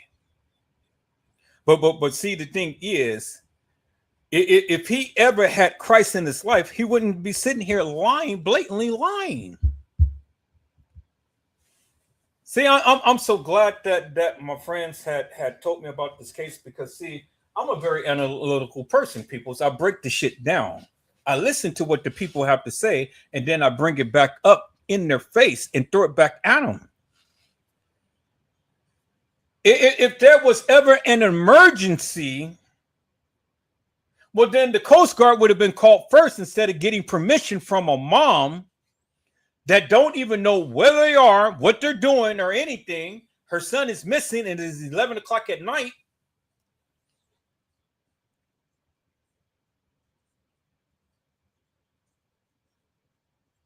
I can just only imagine what that phone call would have been like. But he said that he had Nolan's keys and phone. But yet the inference is that he's laying on somebody's couch, or he's with the white girl. Just imagine, peoples. Just imagine. I want you to picture the scene out there. They're out there on an island with no lights and all like that. The only lights is just what's on the boat and things. Okay? The boy is missing. They knew that well before the mother got called.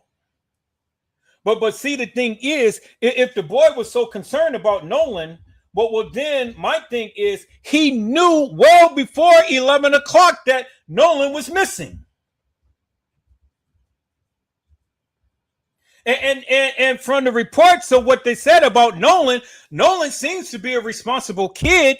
So you would think that Nolan would have reached out to the friends and say, hey, well, I'm going to kick it with this girl.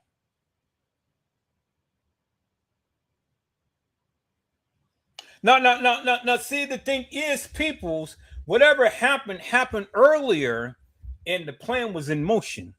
Because, see, Nolan was with a white girl, a black boy with a white girl. And jealousy got involved. Because, see, the thing is, you see how physically fit Nolan Wells is, and you know, he plays football and he's into all of this other stuff and things. And so the white girls love a black Mandingo boy, a Kuta Kinte. You know, white girls go nuts over black men. And so Nolan was interested in his white girl. And his so-called friends didn't like that. So I don't think that it had anything to do with so much of a racial tone, peoples. I think it was jealousy. Because had it been to the degree to where it was racial, I don't think that he would have been on the boat with some white boys on an island. Do you understand what I'm saying? So you got to break it down, people. You got to put it in perspective. You got to look at and put it in context. I don't think that it was so much of a racial tone, more so than jealousy. Because the Mandingo warrior has got the white damsel in distress, or the white damsel, you know, Rapunzel, let down your hair. I'll climb up and I'll show you that I care.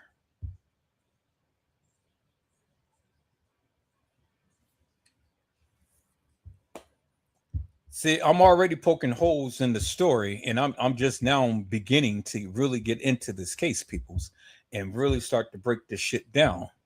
Because this shit doesn't make no sense. And this Officer Tatum character, you know, he really think that he's the shit, but he's stupid because he's sitting up here inferring all of this and that and the other and trying to bring protections to this boy. But he's stupid because he's not even understanding what he's saying.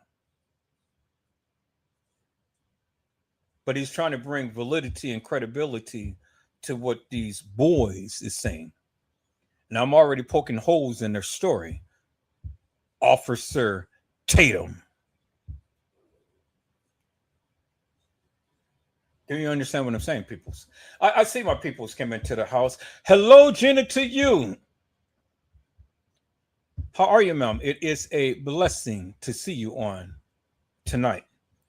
Gina to you has says, greetings, Edward and Kelly. Well, I told you guys that I was going to come and I was going to talk about this case, and here I am. And now, now that I'm really starting to get into it and things and stuff, I'm going to be putting some shorts out up on TikTok to bring a greater audience and stuff. I was waiting for Nosy Bug to bring her little nosy self in and things because we were supposed to chalk it up a little bit and things, but you know, you know how it is, peoples. But it's okay, because I can still do this on my own. So I've already shown you the parallel between the Kanika Jenkins case and the Nolan Xavier Wells case, peoples. So now let's listen to this interview that this man had did with this boy. And let's point out all the inconsistencies in the story. Let's listen in, peoples. Let's go.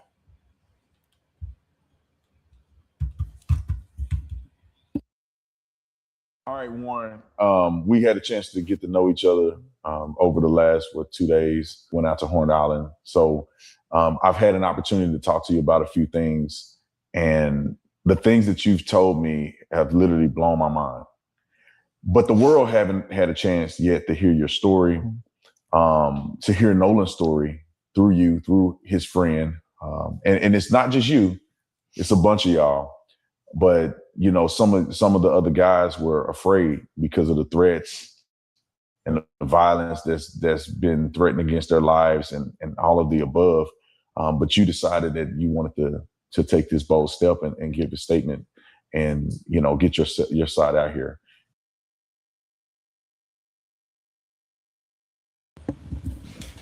Peoples, do you actually think that the people was really threatening them and things and stuff? That's Mississippi peoples. What credible threats that was levied upon these white boys' lives? They're in their hometown. They're in Mississippi, where the cornheads and crackheads and the crackers, the cracker jacks.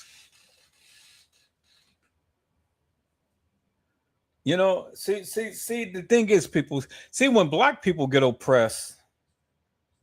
When black people get oppressed, nobody is sad behind that. It's just like, oh well, okay, just another nigger, getting beat down and all like this. But then when the white people get oppressed, oh boy, it's headline news. How dare they do that? Now, they're running scared because they're getting threats. They're getting threats. Now they see how it feels, right? They see how it feels. See, when the tides is turned on the other, when the tides is turned and stuff, and these white people start to feel what us black people feel and stuff, well, they can't handle that shit. We go through that shit every single day. But they're not used to the type of life that we live on a daily, the type of stuff that we go through on a daily. See, that's that. See, thank you, Lord, for humoring me and stuff, because now we got crackers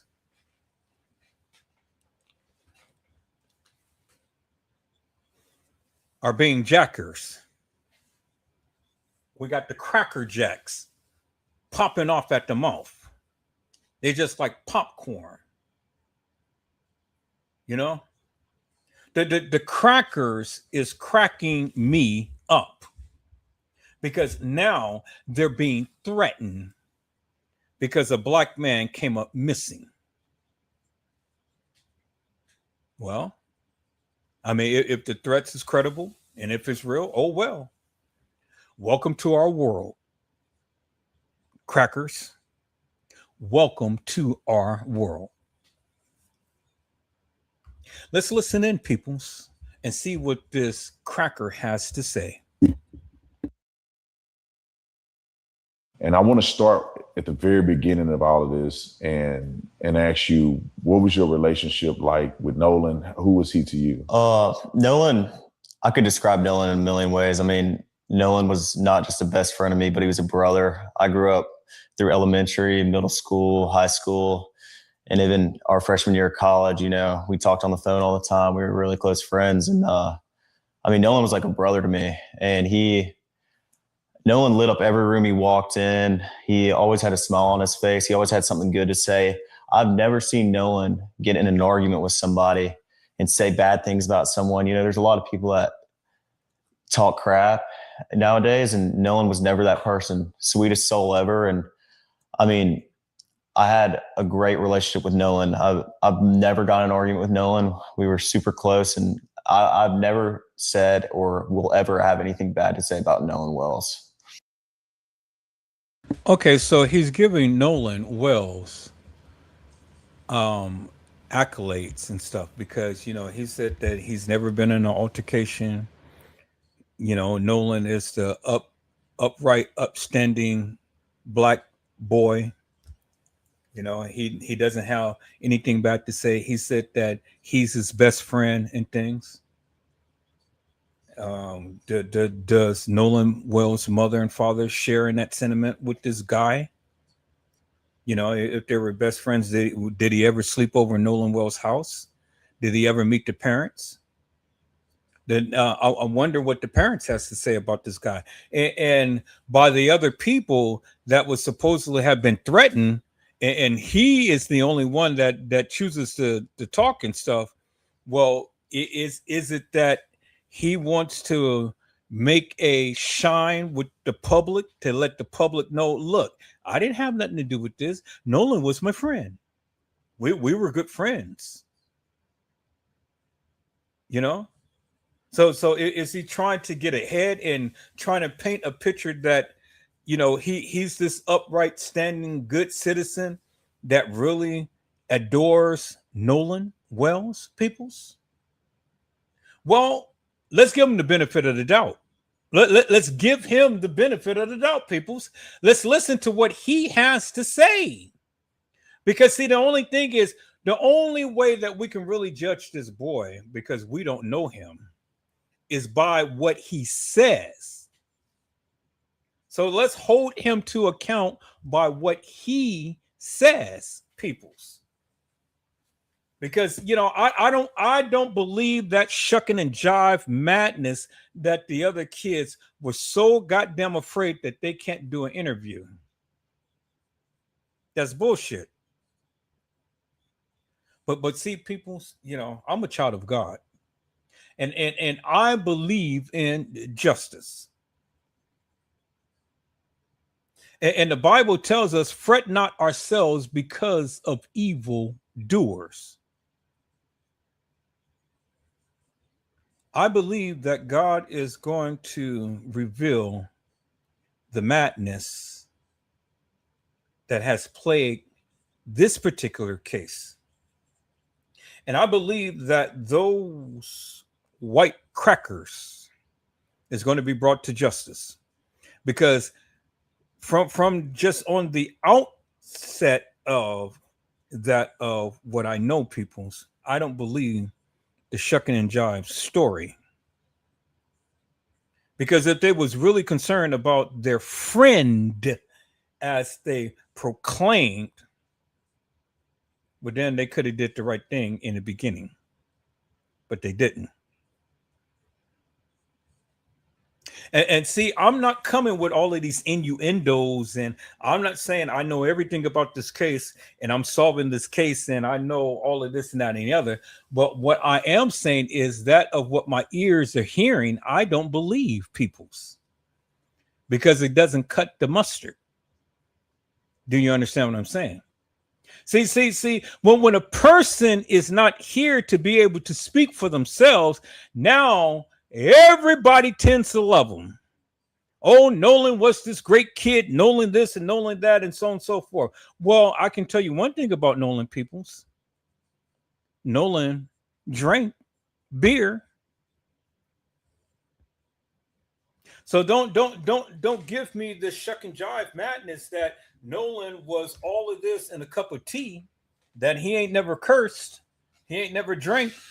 I don't know if he smoked, I don't know if he did drugs, but I know he liked white crackers. He liked white girls. So he was raised around white people. So he liked white girls. So if he ever got with a white girl, I'm sure that his kid will come out albino or light skinned or whatever. I'm just saying, ain't going to be chocolate. Did you ever see Nolan Wells talk with any black women, black girls? Did you ever see any pictures of him cozying up to black girls? No, he liked those white women. He liked those crackers. He liked those wet leopards. And that's what got him in trouble. Messing around with a wet leopard, a cracker, a honky. Y'all don't like the terminology that I'm using, huh? What? I'm calling them crackers, honkies, white people? Am I racist for saying what I'm saying, peoples? I don't have a racist bone in my body. Never been racist, peoples. Never been racist. Well, see, the thing is, peoples, if you ever understood the 4th of July, understood what it stood for and things, would you celebrate? Or would you capitulate? Or would you congratulate? Do you understand? See, if you ever understood the history of Mississippi peoples, would you sit up here and give praises to these crackers? Because it was their ancestors that messed with our ancestors. It was their ancestors that had the Negro, the Mandingo man spread his legs, spread his cheeks, and go up his rectum. That's where all of this gayism stuff came from. Because Massa had messed with the slave. And Massa wanted to mess with, and did mess with, the black women. I mean, let's call it for what it is, peoples. But y'all want to say that I'm racist because I call them crackers, honkies, wet leopards. But look what their ancestors did to our people. We were content on the continent of Africa. But they went on and with the sailboats and stuff, took Kuta Kinte, Kizzy, and told Kuta, your name is Tobe, to obey. Nigger, what is your name? My name is Kuta Kinte. The greatest thing ever. It says Kuta Kinte, the greatest thing ever. Oh, God, I forgot the meaning of that. Kuta Kinte, the greatest thing ever to yourself or of yourself or something along that lines and stuff. Well, y'all seen it. Y'all seen Roots. Y'all seen how the white man had the black man tied up and hanging from a tree, and took that whip and whipped his back, whipped the flesh open. They did Kuta just like they did Jesus to a certain degree. And they whipped him and they whipped him and they whipped him and they whipped him unto subjection. And then he says, my name is Tobe, to obey. And I tell you, peoples, after they showed that, the next day I went to school, all of the black people beat up the white people's ass. They beat their asses down big time. I didn't. I just thought that it was funny how a movie can influence the attitudes of the people. When Roots played and Kuta got beat, got whipped, the next day the white people got their asses beat big time. And it just didn't happen at the school. It was all over the cities, all over the states. And they took Roots down. They took that down. They ain't playing it now. Because see, this is a volatile situation here now. You know, times has changed. So they ain't fighting with fists. They'll go around and start killing some people. All because of Roots, Kuta, Tobe. So save me this madness that I'm supposed to be racist. I ain't got a racist bone in my body. I don't really care what nationality you are. I'm still going to love you anyhow. But I'm going to treat you just how you treat me. But was Nolan his best friend, peoples? Because see, I was always taught, peoples, that when ladies, black ladies go out, you know, and they taught me this. When the black ladies go out and stuff, you know, they all go out and they all come back. So if one is down, then down is coming with the crowd.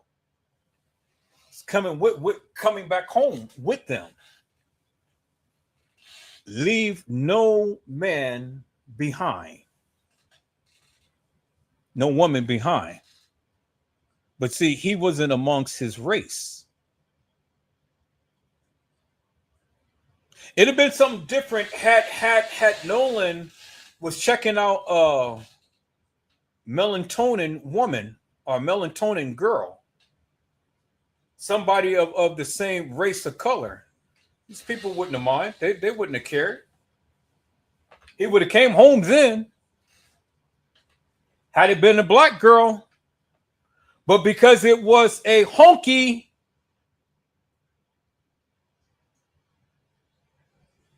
he didn't come home.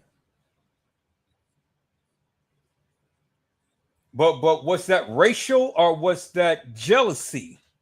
You decide, people. You decide. Nolan Xavier Wells did not come home because he was talking to a honky,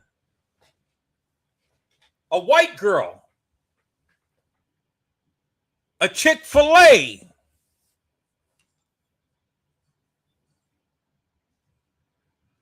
But had he been talking to a melatonin, chocolate,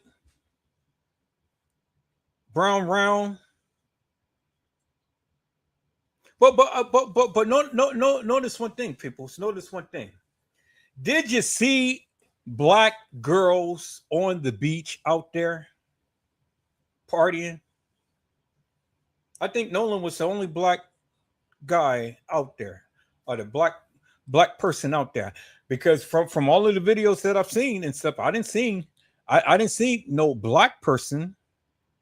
And see, black people are smart. They ain't going to no water.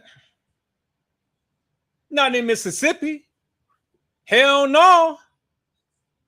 You ain't going into no water, and you ain't staying out there no dead of night. Not in Mississippi on the 4th of July too. Shit.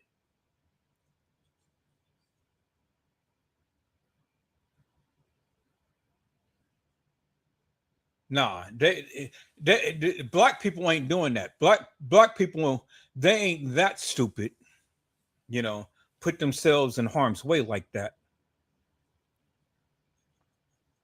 I've been watching true crime. I've been watching all of these true crime shows and stuff, and I've been watching how all of these men be beating up on these women and killing these women, all because the women ain't paying them no attention. They want to control the women. They beat them down and stuff to try to control them. But then when the woman understands her worth, understands that she ain't got to take this shit and she leaves, something comes over them. And these men start to beat these women down and kill them. But see, yeah, they may go to prison for the rest of their lives, but see, that ain't nothing, because it is the hereafter that they have to deal with. They have to deal with Jesus himself. And when Jesus pronounced, "Get thee, depart from me, ye workers of iniquity, for I knew you not." And when you are pronounced judgment, you will be cast in the lake of fire to burn for all eternity, never to be consumed, but you will be in agony and pain for all eternity, burning in a lake of fire, and you'll feel every bit of that heat for all eternity. You will burn, burn, burn, burn, and burn.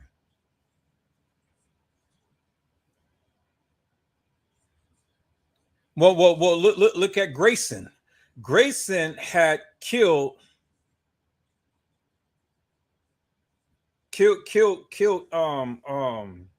that young lady, Sonia Massey. But he died. He died in prison, peoples. He died. And so now he ain't in prison. He's in hell.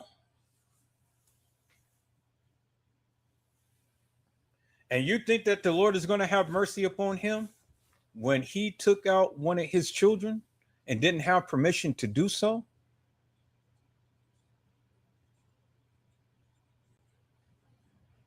Sonia Massey was a beautiful black chocolate girl, chocolate lady. Although she had some mental issues, she was beautiful, peoples. Did you guys see the pictures of Sonia Massey? She was beautiful.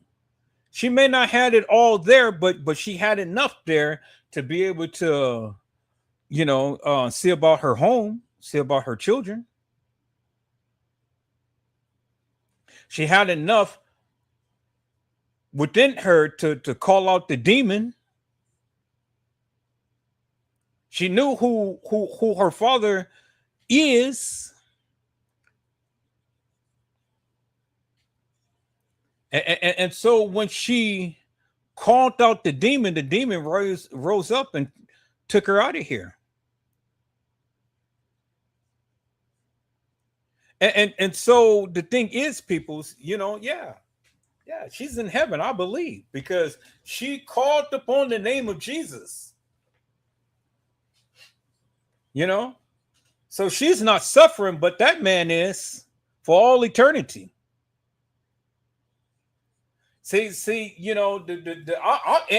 to tell you the truth, people, so I'm happy because I said justice is served.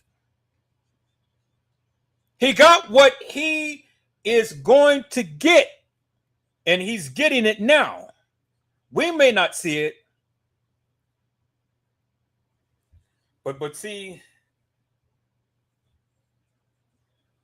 the Bible is crystal clear.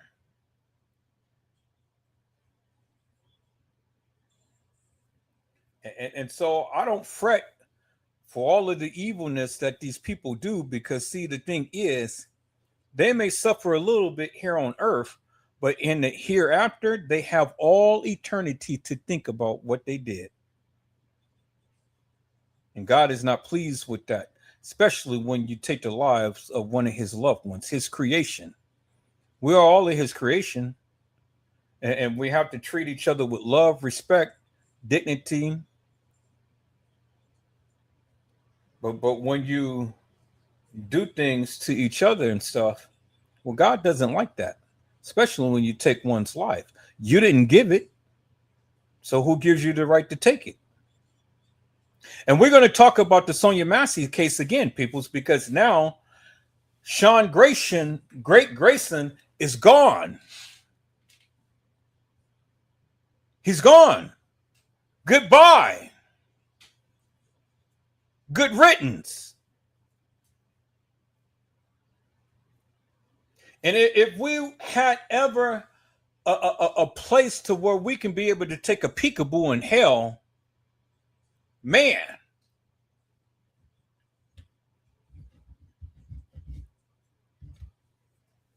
But see, that's the thing, peoples. You know, and should I be rejoicing because he's gone? Well, a lot of people say no, but I'm going to be honest. I'm going to be honest. I'm not going to sugarcoat it. I'm glad he's gone.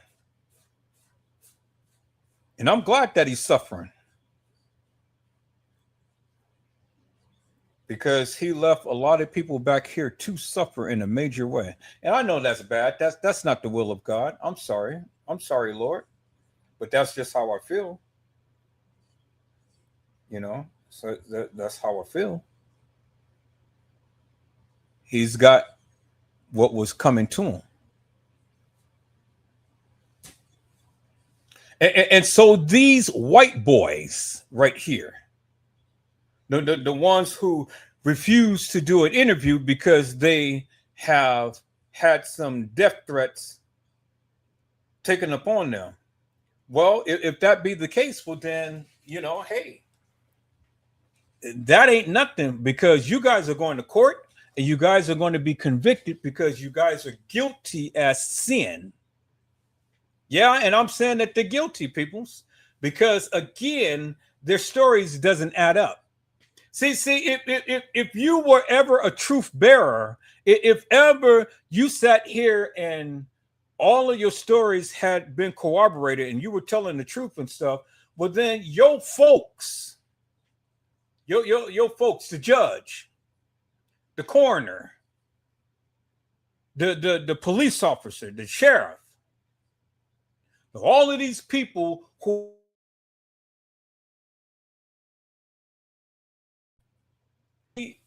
you may be in a position and power of authority, but in your little space out there in Mississippi. But see, I know a God that is greater than you.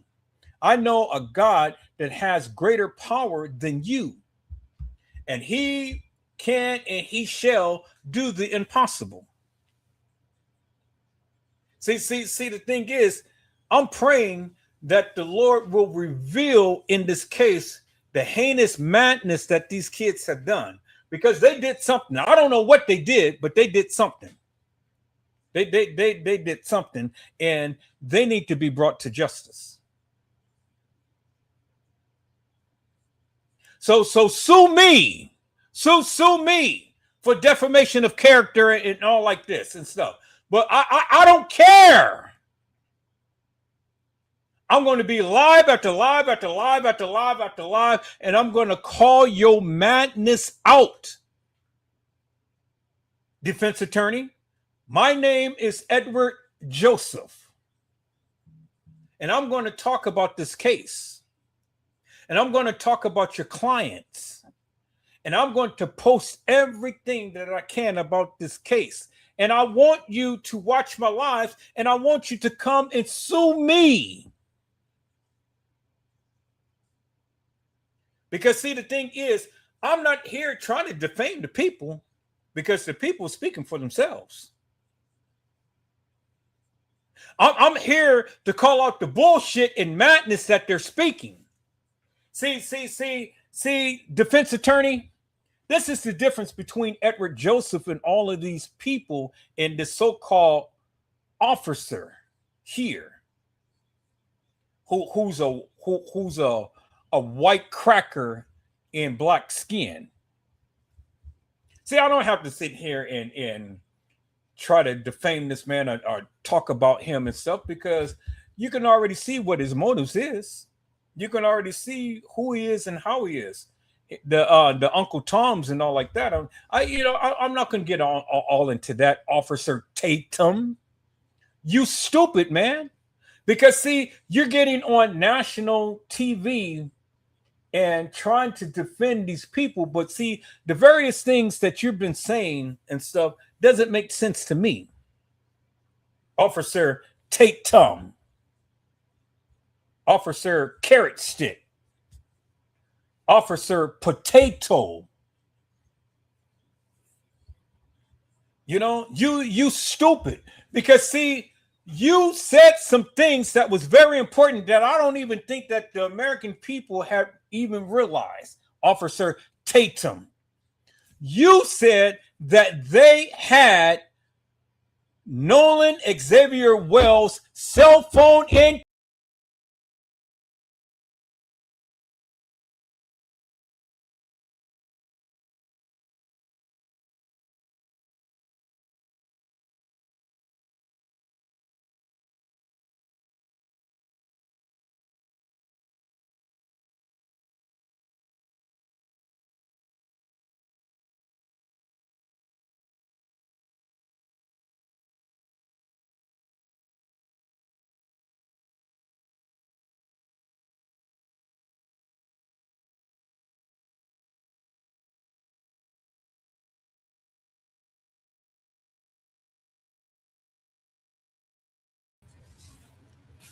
All right, people, see when you talk about these peoples, look what's happening.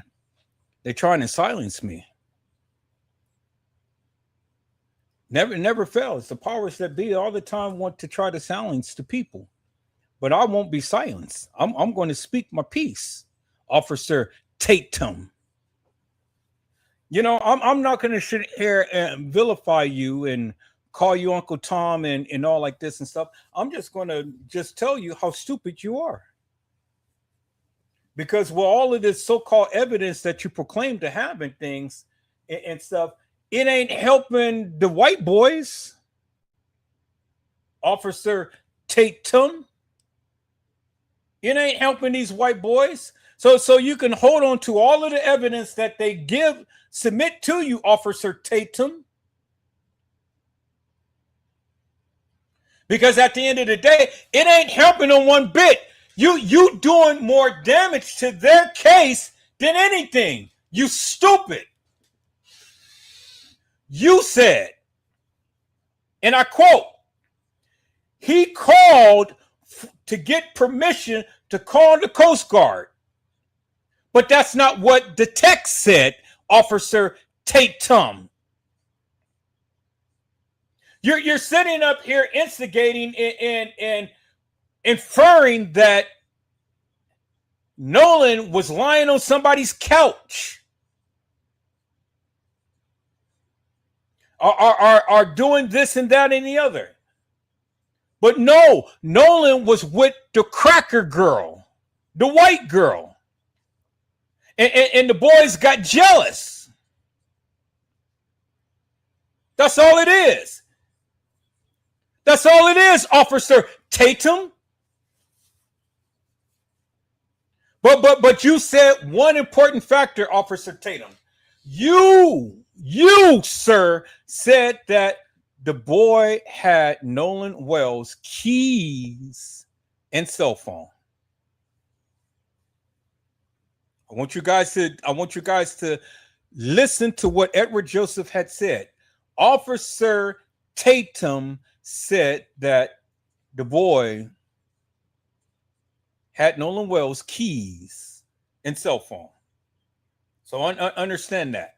So since he had Nolan Wells' keys and cell phone, how in God's name could Nolan get in touch with his mother? And the white boys knew that. They knew that. They knew that Nolan could not call his mother. But she's getting a call at 11 o'clock at night.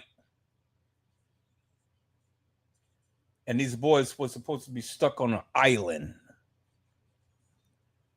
All right, people. I rambled on enough.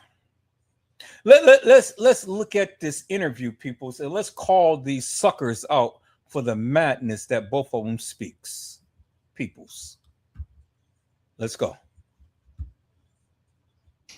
Yeah, and you guys, you said you kind of grew up together. Mm-hmm. Did you know his mom, or how was that? Because I saw in the media where it appears that she may have said At least I saw in part that she said as if she didn't know any of you guys. Right. Well, Nolan, a lot of the times was at like my house and at my buddy's house. We never went to Nolan's house and hung out. I mean, and my friend group's very, very tight knit. I mean, we hang out every day when we're back home from school. In high school, we hung out most weekdays and every day on the weekend. And I mean, we were never at Nolan's house, which, you know, there's nothing wrong with that. But I met his father, and I mean, in 8th grade, that's when Nolan and I like got really close. It was COVID year, and we were in class all year long together, me and a couple of my buddies, and Nolan and I just got super tight because we'd get a Waffle House once a week together, eat, and I mean, we were just super, super close. But his dad would swing by Waffle House, you know, and like, you know, hang out around us, but never. You know, I was never around Nolan's parents a lot, but I mean, that didn't change our relationship any. Nolan and I were still just as close, and he was just as close with my friends as, you know, anyone else. So. Okay, so he told the truth there, peoples. They never came to his house. They never came to his house. Well, if they was best friends, wouldn't you think that your best friends will come and meet your parents? So that tells you a lot about Nolan, right? Nolan didn't want the Cracker Jacks to come to his house to meet his mama and daddy, because mama and daddy seems to be, you know, real, very down to earth people, but, you know, very open, you know. In the degree to what I'm saying is that they can smell bullshit a mile away. They can smell bullshit a mile away. And so see when everybody wants to paint the picture of Nolan being this perfect kid that never did this and that and any other, well then understand the family dynamics, peoples. Understand the family dynamics, because all you have to do is just listen to what the parents say and listen to what they say, and that'll tell you the relationship that Nolan had with each and every one of these people. Now, in my mind, if you are supposed to have been a best friend, you're meeting my father, my mother, my sister, my brother. And if I had kids, you're meeting my kids. You're meeting my cousins, my aunties, my uncles. You're meeting my family. But that just shows you the relationship that Nolan had with these boys, set aside from his parents. So it was two different lives that Nolan was living, because I'm sure that mama and daddy wanted Nolan to date Chocolate. But there was no chocolate around in their area. You know how black people get around white people, then the black people, they start to elevate their voices and start being high pitched and stuff, and start talking like a girlish baby, and start trying to get all prancy and shit. Heifer, wear some naps, wear your naturals, wear your braids, and all like this and stuff. Stop trying to wear long silky hair. You wasn't born and raised like that. Your ancestors came out with kinkabugs and stuff. But now everybody wants to walk around with all of these perm wigs and shit. Straight hair. The hell is wrong with you? Chocolate is trying to be white, and white is trying to be chocolate. That's why you have two different types of hair. Because see, the crackers' hair is silky and long, while the chocolate hair is kinky, nappy, and like Afro style.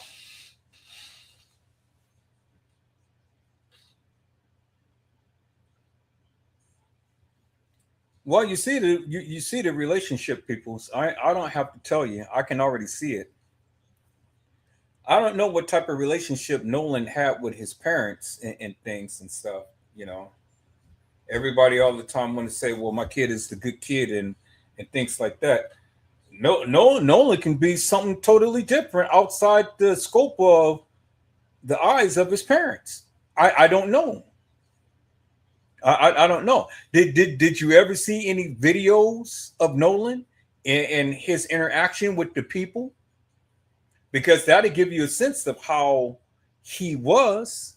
Well, we seen Kanika Jenkins. Kanika Jenkins was goofy. She was beautiful. But one thing about Kanika Jenkins, she kept herself up. Kanika never walked out in public looking all raggy.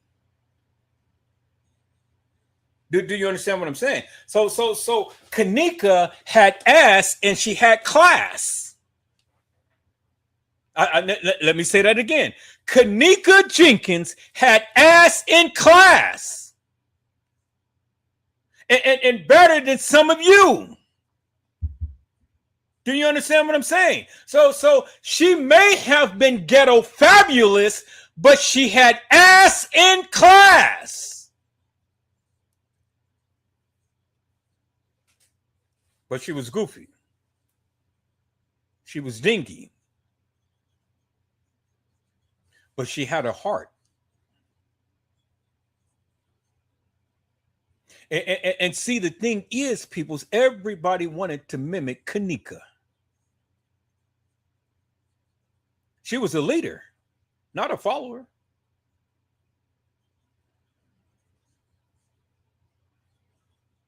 Everybody wanted to be like Kanika.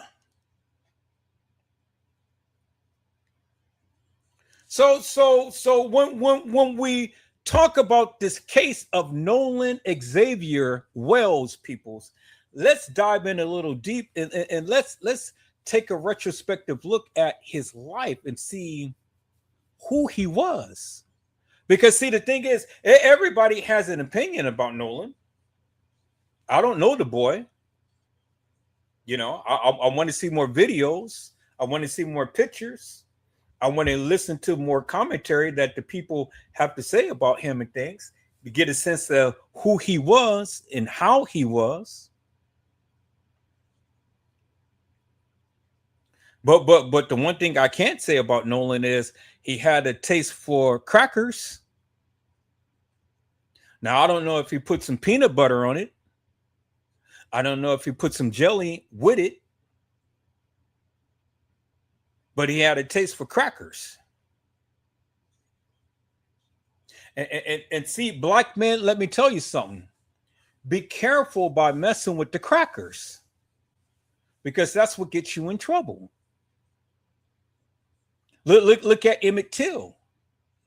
Emmett Till, they said that he whistled at a cracker. And the KKK came out to get him. And they beat him. And they killed him. All because of a cracker. But see, they bore false witness up against Emmett Till. And they took his life all because of a cracker. How many black men has been lynched and beat up and killed because of a cracker? Now, don't get me wrong. I like crackers, but I ain't going to date them. You know, I got cracker friends, but I ain't going to date them. I refuse to do that. You know, because that just causes issues, people. I love my chocolate round browns, my caramel coated, my melatonins, my charcoals. You know, I love them too much to give them up for a cracker. But see, that's just my preference, peoples. You know, that's just my preference. And so I love my race so much. You know, I can't see myself going out being with a cracker or going heads over heels for a cracker. I just can't do that, peoples. Now you may can, and if that's what you like, well, then more power to you. You know. But see, the thing is, peoples, you got to understand, it was because of the cracker is why Nolan Xavier Wells is not here today. Do you understand what I'm saying? Because he couldn't get with a ground chocolate brown round ground, but he had to get with a cracker. And it was because of the cracker is why he ain't at home today. Not his earthly home, I should say. All because of the cracker. All right, peoples, let's listen to this here. Let's listen to what this cracker has to say about Nolan Xavier Wells, peoples. Let's listen to what he has to say, peoples.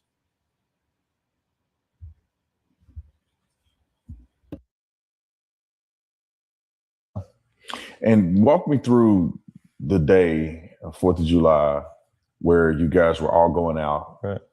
This seems like something that I would assume that may have occurred more than just this year. Yeah, of course. Was this something that you guys did more than just this year? This is a two-part question. I want to know, is it something that you guys typically did together, that you hang out often in this fashion? And then I want you to then walk me through 4th of July this year when the incident happened. Okay. You know, being from the Gulf Coast, there's a boating and fishing is very, very popular. The 4th of July, every year, my friends and I or my family and I are out on the water. I mean, that's the one day is guaranteed everybody's going out. And that's a known thing. Everybody's trying to get a ride out to Horn Island, or, you know, people go to Ship Island, but most of everybody from Ocean Springs and the Gulf Coast go to Horn Island. And had a chance yet to hear your story, the threats and the statement, and, you know, get your side out here. I grew up through elementary, middle school, high school. To say, I've never seen Nolan get in an argument with somebody so ever. And I mean, I had a great relationship with Nolan. I've never gotten. Did you know his mom, or how was that? At my buddy's house, we never went to Nolan's house and hung out, which, you know, there's nothing wrong with that, but I hang out around us, but never, you know, I was never around Nolan's. 4th of July, where you guys were all going out. Right. This seems like something that I would assume that may have occurred more than just this year. Yeah, of course. Was it something that you guys did more than just this year? This is a two-part question. I want to know, is it something that you guys typically did together, that you hang out often in this fashion? And then I want you to then walk me through 4th of July this year when the incident happened. Okay. You know, being from the Gulf Coast, there's a boating and fishing is very, very popular.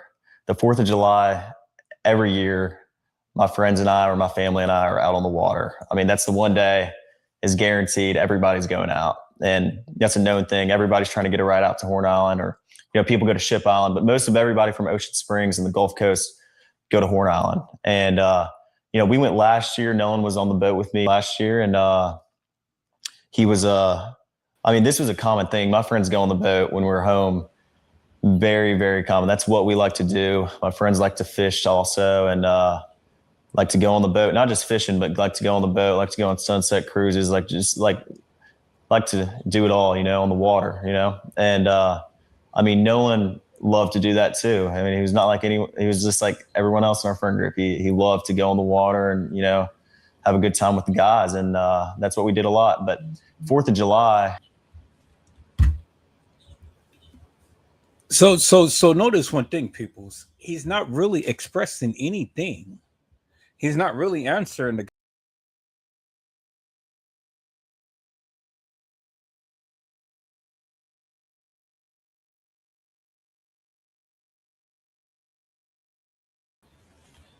Okay, so my mic they keep muting my mic for whatever reason. I don't understand why are they messing with me?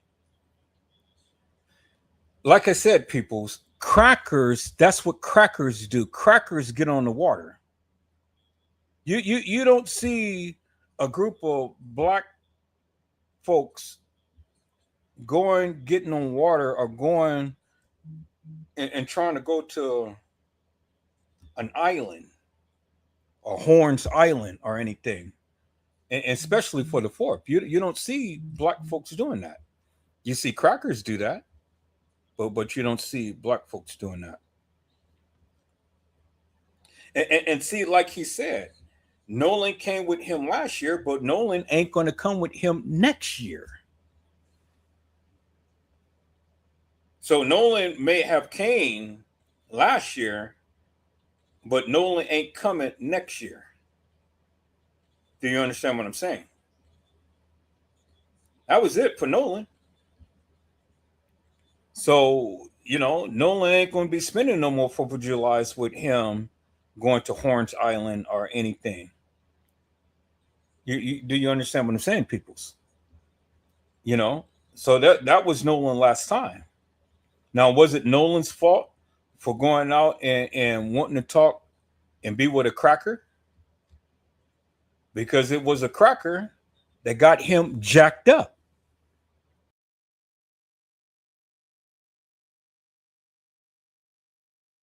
And there go again, turning off my mic, peoples.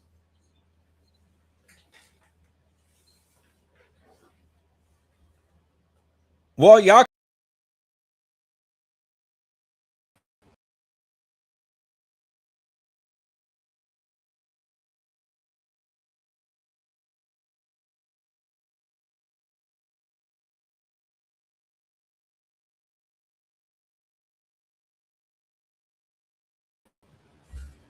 can mess with my live as much as you want to and stuff. That is not going to bother me because I'm still going to speak my piece. Whatever the case may be, I'm still going to speak my piece and things. Um, you know, this ain't never happened to me, people's not up on this grand scale like this and stuff. See, when you talk about these sensitive cases and things, then all hell breaks loose and everything happens to your life and stuff. And so instead of doing porn bombs and stuff on my live and things and calling me nigger, and doing all of this crazy shit, they're muting my mic. Well, you can mute my mic as much as you want to, but I'm still going to talk. I'm still going to speak my piece. See, you got to put things in perspective, peoples. White people do that shit. Crackers do that shit, but black folks don't do that. Now, black folks may get out on the water like they do out in Chicago. There's just like Kanika's friend, Zaria Walls, got out there on the water, but she was on the boat with supposedly her friends and then end up getting knocked off the boat and stuff and then drowning.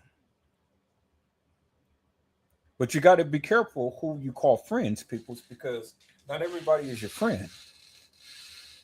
And I do believe that this was get back for what happened to Zaria, but that's for another story, peoples. That's for another story. But listen to how he's answering the question. He's not really giving no details, and he's just stuttering for words to speak. You know, it ain't nothing of substance that this boy is offering. Do you understand what I'm saying, people? See, you know, you guys get so mesmerized by the madness that these people are speaking, and oh yeah, well he said this and he couldn't have did this because he said this and all like this and stuff. But I'm looking for some details. I'm looking for some juicy juicies. I'm looking for him to be so expressive in things, but he's stuttering for words. It is nothing of substance that this boy is giving that states or says, hey, you know, Nolan was my friend, and yeah, he likes to get out on the water just like we do and stuff. People, let me tell you something. Black folks do not like water like that. We're not ocean dwellers. Do you understand what I'm saying? I said black folks do not like water like that. So you're not going to get black folks to be sitting down at no. You may have a few come to a beach and things like that and stuff, but going to islands and things and stuff, black folks ain't doing that shit. We ain't doing it, peoples. We're going to be out on the curb, on the patio, outside the house, at a park or something. We barbecuing. You know, we cooking, we eating, or at a club or something like that. You know, but black folks ain't water dwellers. Then they're not marine dwellers, peoples. So listen to how this boy is responding, and look at Officer Tatum looking at him directly in the eye, and you know he hasn't moved. He's stiff as a board. He's so poised in things, and he's giving him the reassurance. Well, just relax. You're doing good.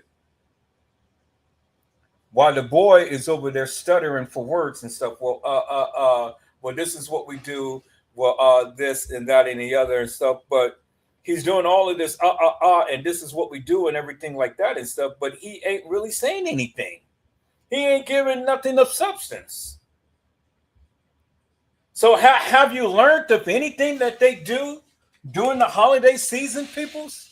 Other than the and the there is no fluency and there's no continuity to his conversation.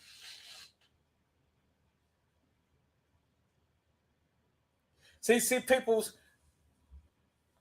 when white people lie, they go to stuttering. They go with the uhs and the ums and the ums and things and stuff, you know.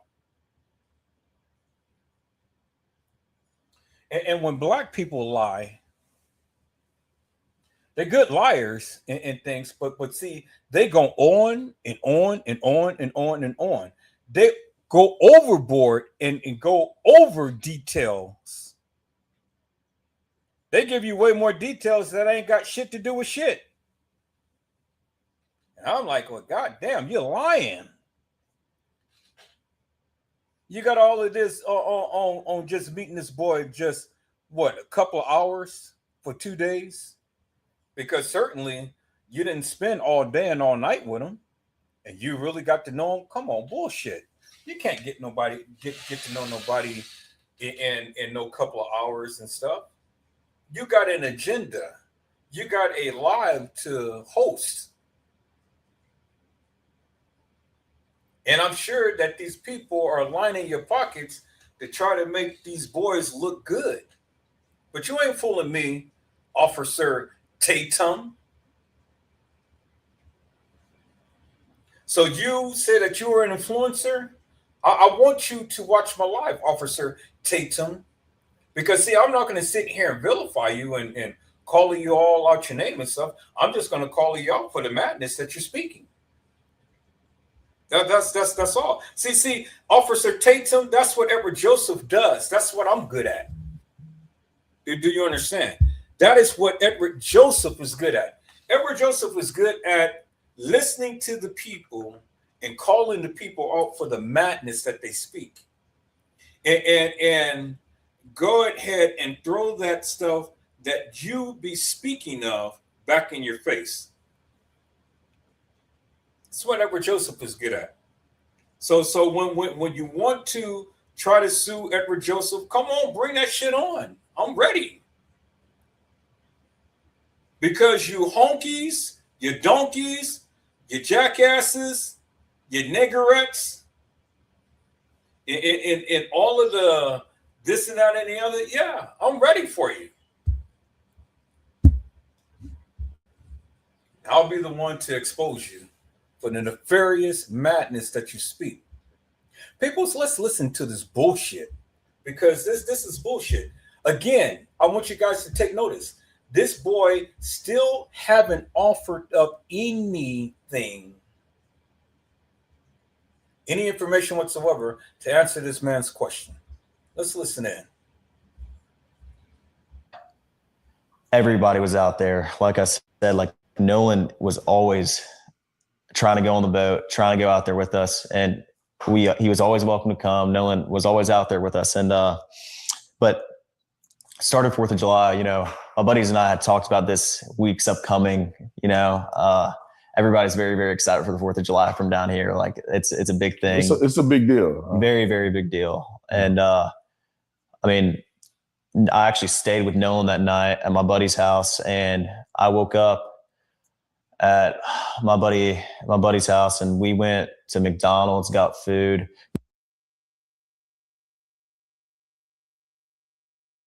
See, people, you see how he's responding?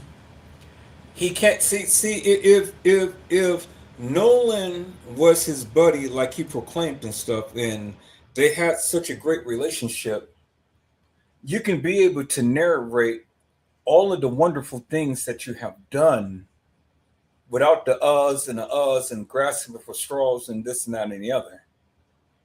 See, he's hoping that the black guy will go ahead and throw him a bone, a life raft, and rescue him and things, because he's put on the spot. Nolan's relationship with him ain't all of that like this boy is trying to proclaim and things, because again, he can't even really give you an account as to what they have really done together. There's no substance there, peoples. You got to understand the difference. You got to understand the difference. There is fluency and continuity in a conversation, in a response, if it's genuine. But if it's not genuine, you're going to be drawing for straws.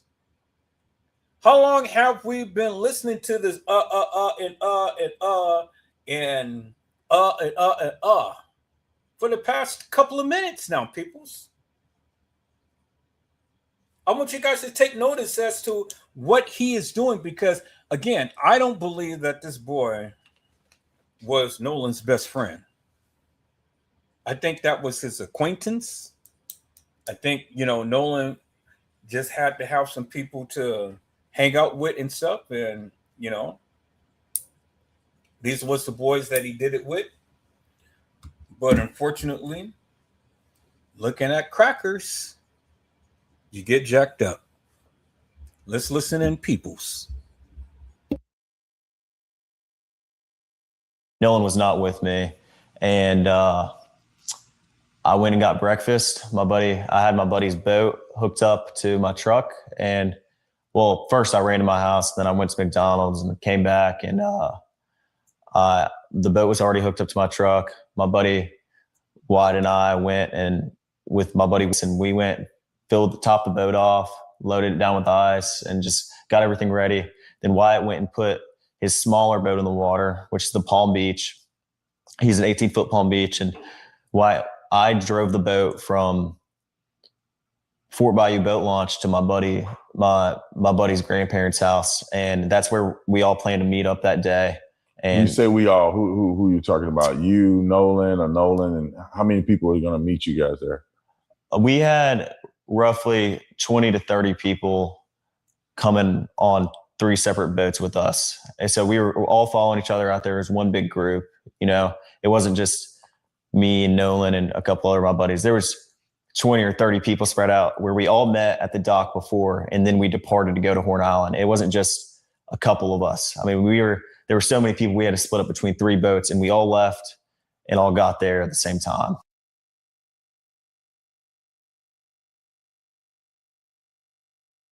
Okay, people. So did you hear what he said? He said that it was about 20 or 30 people that all came together. And so in all of the photos that you ever seen, how many black people did you see? Melatonin, chocolate, charcoal, brown rounds. What was Nolan the only black person there? Because I mean, from the photos that I've seen thus far, peoples, he was the only chocolate guy. He was the only chocolate guy. So where was the black people?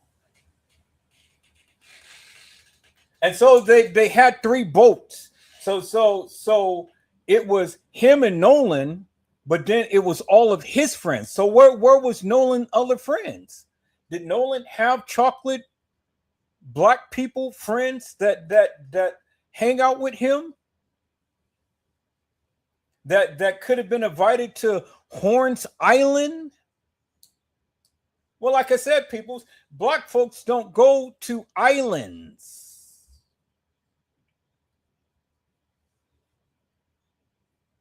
Keep that in mind, peoples. Black folks don't go to islands like that. So at Horns Island, that's all you seen was just a bunch of white folks. What was the blacks? What was Nolan black friends? Or did he ever have any black friends that he hung out with? He hung out with honkies, with crackers that jacked them up. See, people, be careful when you hang out with crackers, because you will be a cracker jack. Because they'll shake you up, they'll break you up, but they won't make you up. So I'm curious, people. My challenge to the people is show me any picture that Nolan had black friends that he hung out with. People of his color.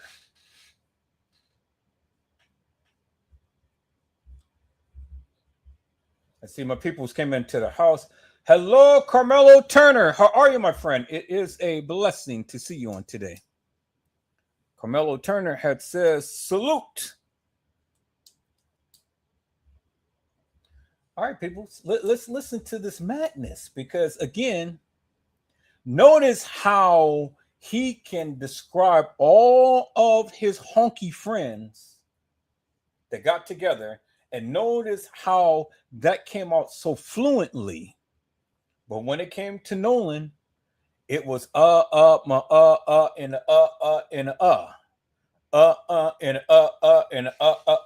and. Notice that, peoples. And then I want you to notice his posture, because didn't Irene Roberts do the same thing? She was stiff as a board, and the only thing that she was moving was her hands. When Zach was asking her questions about Kanika and things, Irene just sat up there, just like him, same posture, same crossing of the hands and stuff. See, when people are lying, people, that's the posture that they take. They stiff as a board. They look straight ahead, or they try to make eye to eye contact with somebody, but it is nothing natural. They're lying. They stiff. It ain't no movement. They're not. He's not relaxed.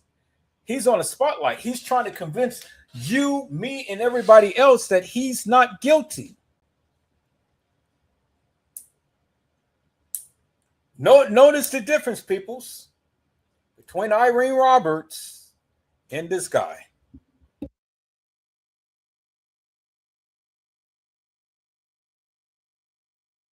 Yeah, I just want to make sure that's clear because the statements that are out there made it appear that it was just you, Nolan, and probably 2 or 3 other guys, and y'all are the only ones that went out to this island. And that's completely incorrect. I mean, Horn Island on the 4th of July is the most popular day to be on the water on, throughout the entire Gulf Coast. I mean, everybody and their mom is on the water on 4th of July, There's no telling. I mean, roughly probably 2 to 3, maybe even 4,000 people out there. There were boats lined up off the island. I mean, there was 3 rows of boats all the way until my vision ended, until I could see of people there was 1 row of boats, and then there was another row of boats, and then there was a 3rd row of boats. Yeah.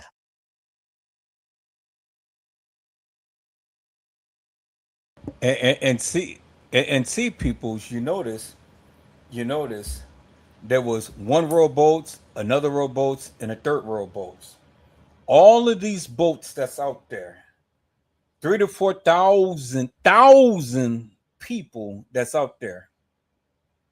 And out of all of those people that is out there, not one could ever tell you what happened to Nolan Xavier Wells.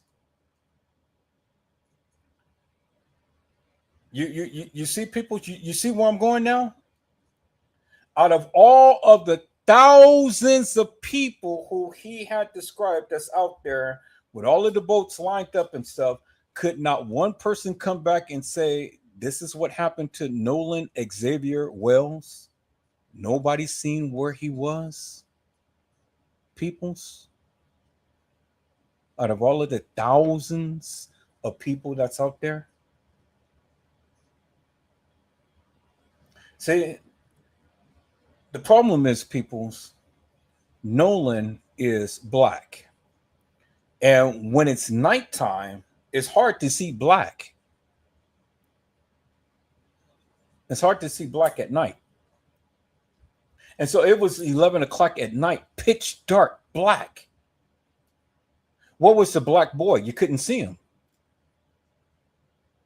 Because he didn't stand out just like the honkies, the crackers, the ones that jacked them up.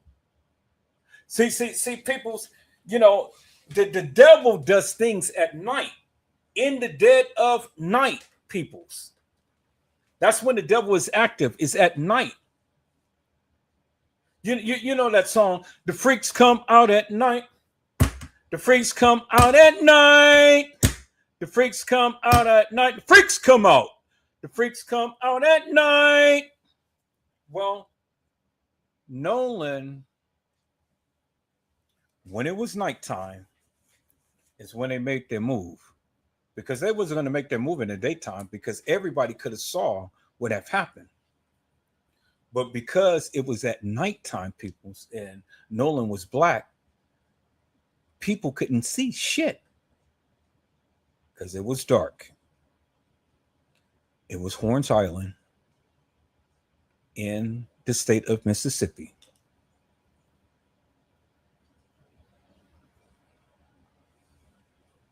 Horns Island.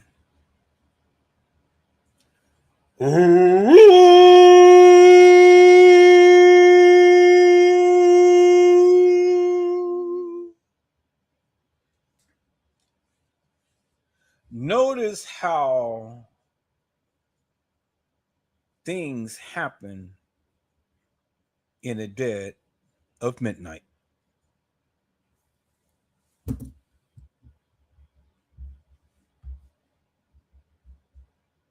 I mean, there was people lined up all up and down the island to where, I mean, who knows? I mean, and that wasn't just, we were parked on the north side, on the west tip.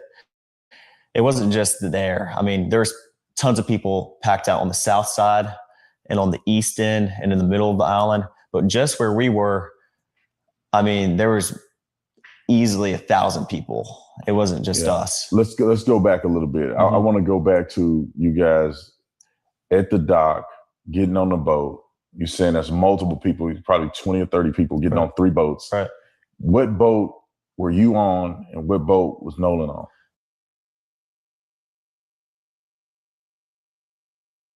And see, he just killed his defense, peoples, because he even said it himself. He even said it himself that where they were, it was thousands of people. So then my question is simple, and nobody can answer my question, not even he. And the reason why he can't answer my question is because when you're guilty of sin, you can't come in. Do you understand what I'm saying? When you are guilty as sin, you can't come in. So now I entitled this live Nolan Xavier Wells. What happened? But then in the caption it says, you won't believe this.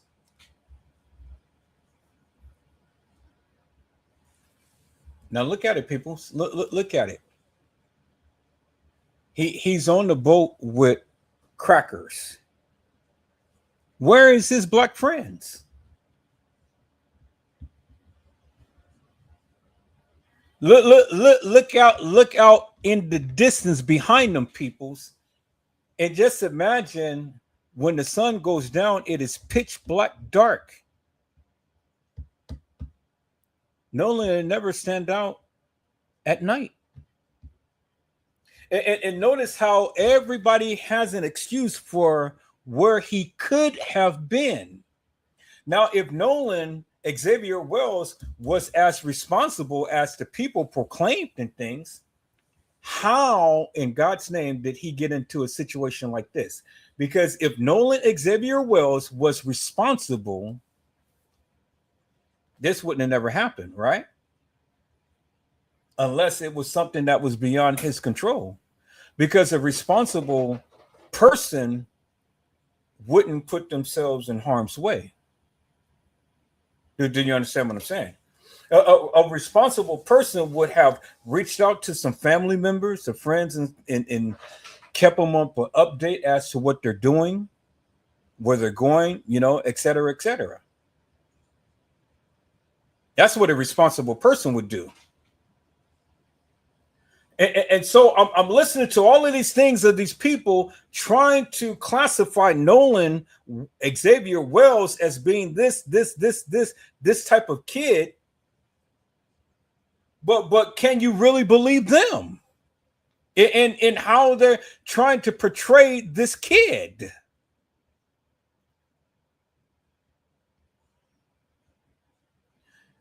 See, people can live double lives. People can live a life in front of these people, but then in front of those people, they can live a different life.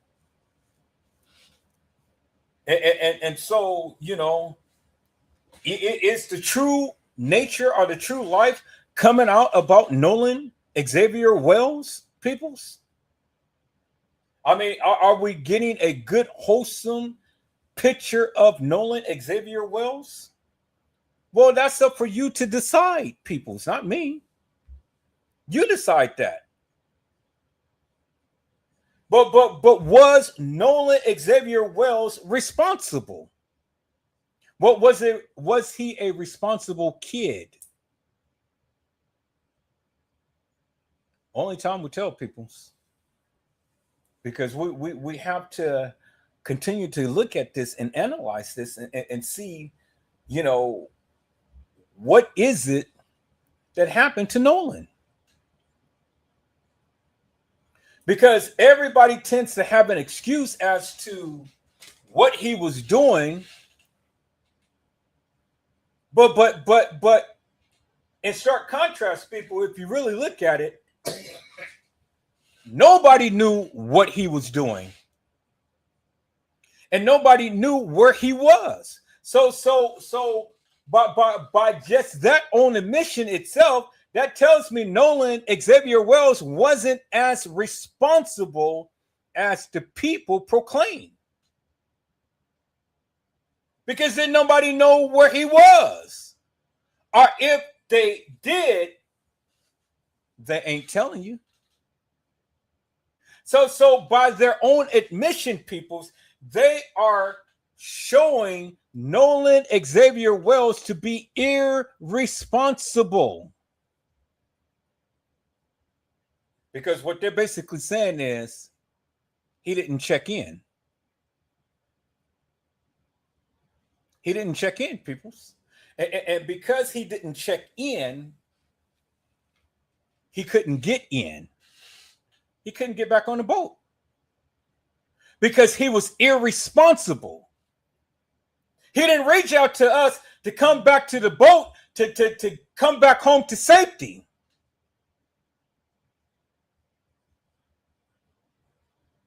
The black man, irresponsible, did not check in, did not come back, nobody know where he was. That's irresponsible, peoples.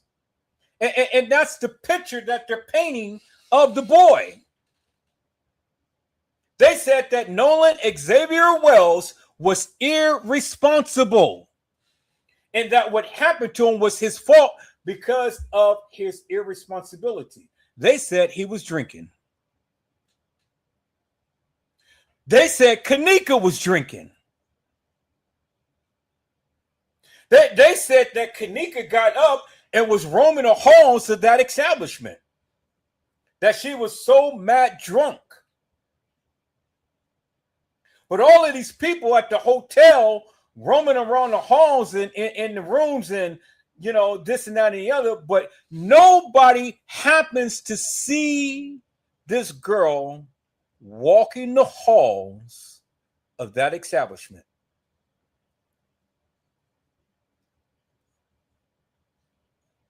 And with Nolan Wells, they said that he was drinking, but he was irresponsible because he did not check in.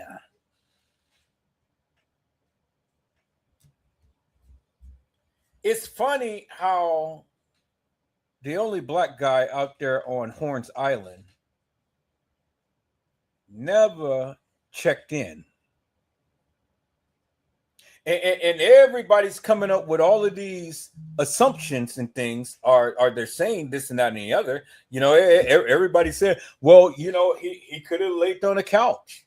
We did not know where Nolan was. Well, see, that's irresponsible, peoples, because if you're on somebody's boat and you're not keeping in good contact with the people, well, then what are you doing? That's irresponsible, peoples.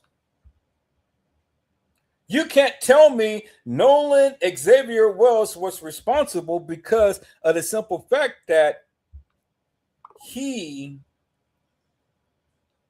did not come back and tell the people where he was. So they put the blame upon him without actually putting the blame upon him, but they put the blame upon him because they said, we did not know where he was.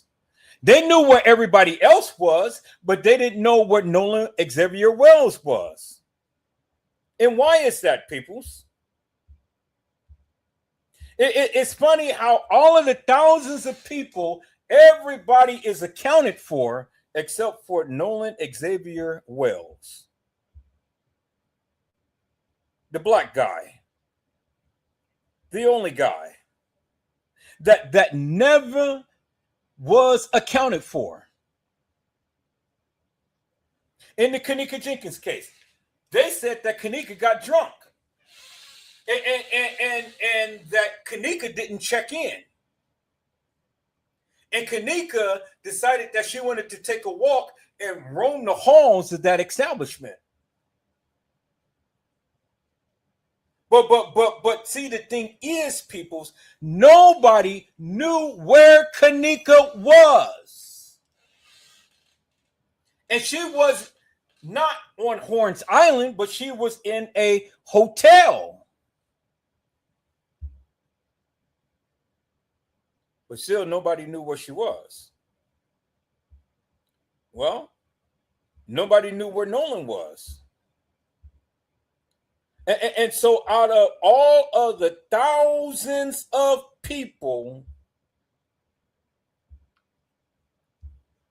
nobody knew where Nolan Xavier Wells was. Out of all of the thousands of people. And see, peoples, the reason why they can't sue me is because I'm only reiterating what they said. I told you. Just like the Kanika Jenkins case. It ain't what Edward Joseph said, it's what they said. And I'm only bringing to you what they said. And that's what they said. That's what he said. Edward Joseph did not tell you there was thousands of people out there. He said it. I didn't. That's what he said. So don't get mad at me because I'm telling you what he said. You guys got a problem? Take it up with him because he said it. I didn't. Out of all of the thousands of people out there, peoples, on Horns Island, in the water, the only black guy on the island did not check in because his friend said that he was irresponsible. He said it himself. He said, we did not know where he was. So you would think that a responsible child, because he's a child in my book, would have checked in.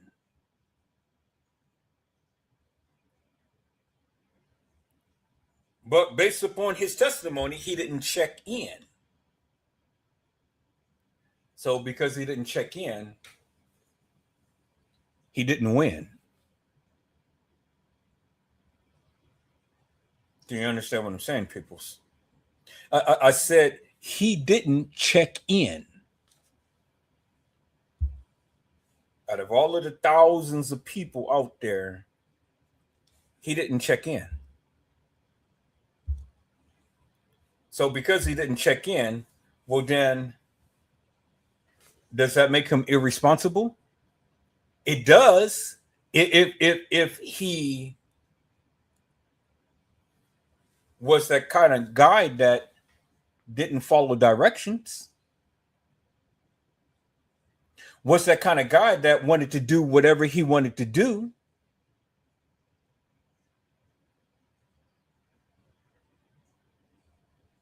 and so was it Nolan's fault of what happened to him because he didn't check in?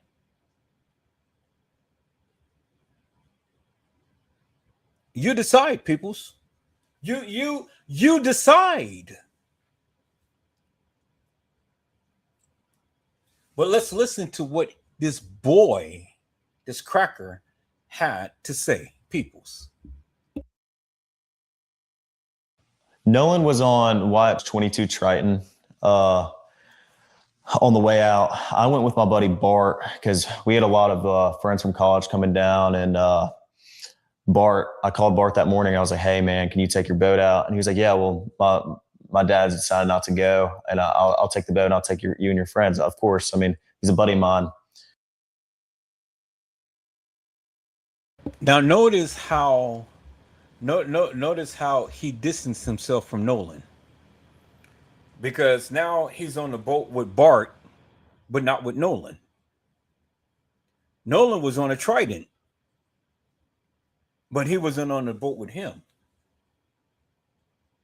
Notice how everybody is distancing themselves because, see, everybody had a good time. Yeah, everybody's taking pictures and videos and Snapchat and things like that.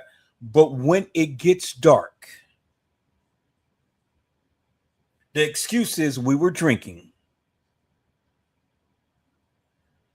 The excuse is, oh, well, I'm not looking out for anybody else. I'm looking out for myself. The excuse is I checked in. So they didn't drink as much to where they couldn't check in. Peoples, do you understand what I'm saying? See, the only irresponsible person that didn't check in was Nolan Wells. Nolan Xavier Wells, he did not check in. So basically what they're saying is he got drunk and he didn't check in. So he has an alibi because he was with his friend Bart. Didn't care where Nolan was. I was with my friend Bart. But Nolan, what was my best friend? Nolan had came to my house. Nolan had spent the night. Well, just because Nolan came to your house and spent the night, that doesn't necessarily mean that Nolan was your best friend. You ain't never met Nolan's mother. You said his father was around, but you never said that you met Nolan's mother. And see, I have a problem with that, Peoples, because see, the thing is, if you call yourself my best friend, you're going to meet my mama. You know, you're going to meet my mama.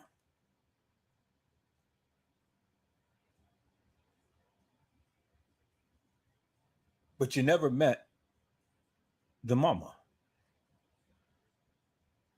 And see, Peoples, I don't know about you, but in the Black culture, you know, your position is not solidified until you meet mama.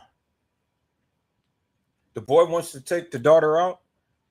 Yeah, it's okay to meet dad, but you got to get mama's approval. Because see, mama has insight. Mama has discernment. Mama has feelings. Mama can tell whether you a good person or a bad person.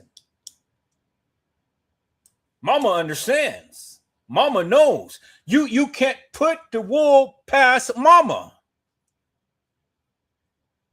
But if you don't meet mama, you ain't solidified as anything within that family.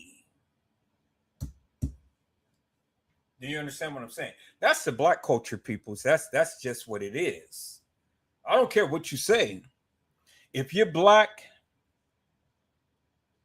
and anybody was to come over to the house, it's okay to meet everybody, but it all depends on what mama say. And mama will always be the one that will advise you. Don't you hang out with those people. I'm telling you. Mama will always warn you because mama knows. But see, these hard-headed Black suckers all the time don't listen to mama. And they get out there and do what they want. But then when they get in trouble, whose name did they call first? Mama! Mama! Well, mama can't help you. You diss what mama said.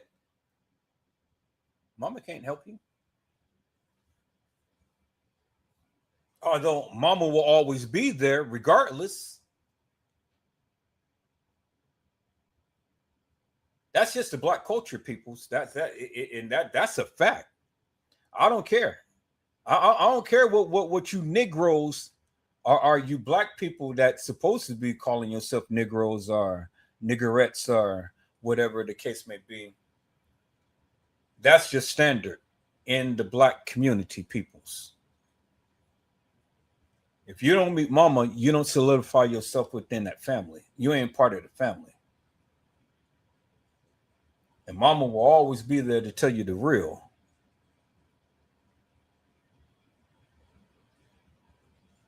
So,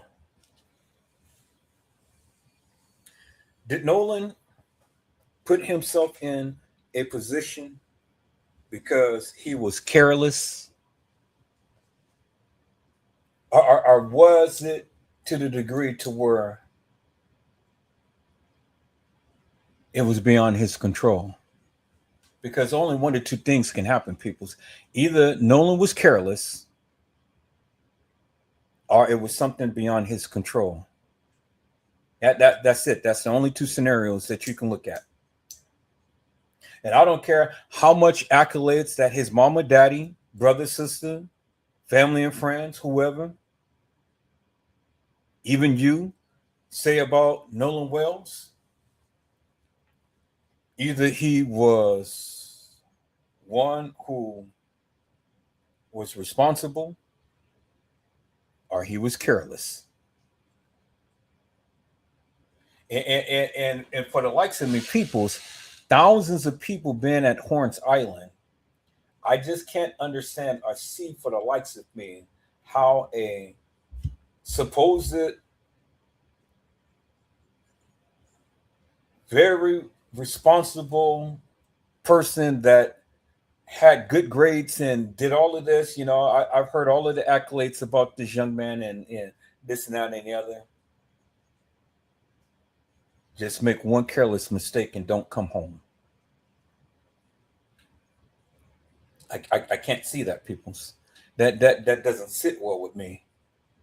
I just don't understand how all of these thousands of people never seen anything when it comes down to a highly supposedly responsible young man.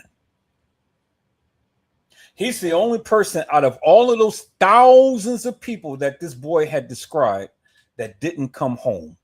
Help me to make that make sense. And nobody's seen shit. It's just like he was a ghost. Nobody's saying shit. No. The people seen the shit, but ain't nobody saying shit. That's the thing, peoples. So you can't you can believe that Willie Popcorn nonsense if you want to, but the people, the thousands of people that's out there, somebody's seen something. Somebody seen something. Because if they didn't, well, then we got to take a different look at Nolan Xavier Wells. Because if the people didn't see nothing, then you got to call Nolan Xavier Wells as irresponsible. And if you don't like what I'm saying, who gives two rats asses? Because it's one of the two things. Either he was responsible or he was responsible and the situation was beyond his control. That's the scenario, people. That's all you can look at.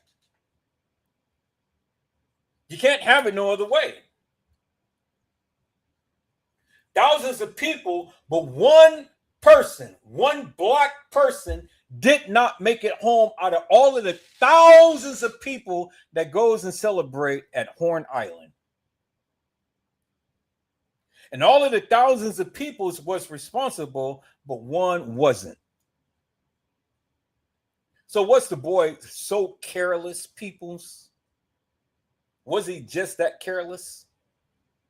You decide. You decide, peoples. You know, we're going to analyze all of these different factors that make up this case. We're going to analyze it. We're going to talk about it.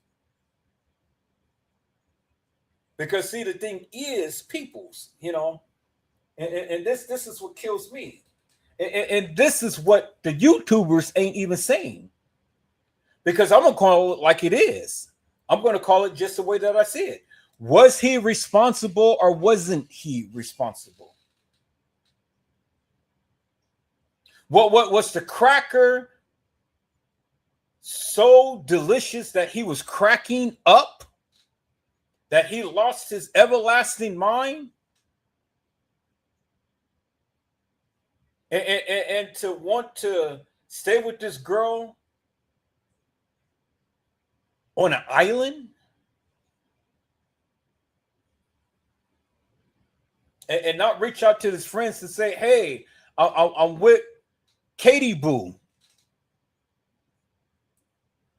I'm going to stay with Katie Boo. I'm going to get a ride with Katie Boo back.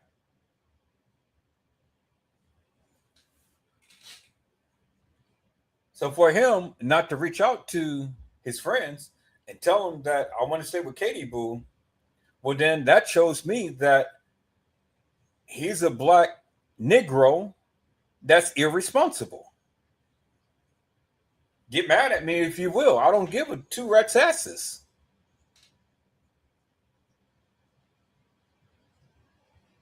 Because if that be the case, well, then Nolan Xavier Wells was an irresponsible black child.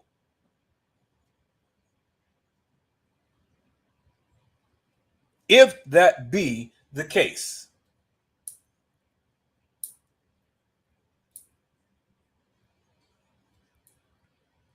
So you decide, people. You decide what happened to Nolan Xavier Wells. You decide. Let's listen into this madness, peoples. And so Bart pulled up at the dock, and I mean, I rode out there with Bart and a lot of the girls that go to college with my friends and I, and Nolan rode out on the Triton, and then we had a Palm Beach, 18 Palm Beach. There was 4 guys on that.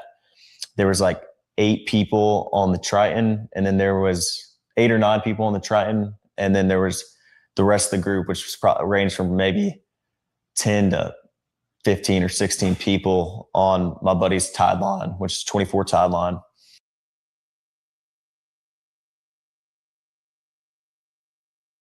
Okay, so did you hear what he said? He said that Nolan was on a boat with about 8 to 10 people. But then on the boat that he was with Bart and the girls, it was more people on that boat. But Nolan was supposed to be his best friend. But he didn't invite Nolan to be on the big boat where there's more people. Nolan had to get on the small boat where there was less people. But his buddy Bart. Notice the stark contrast, people.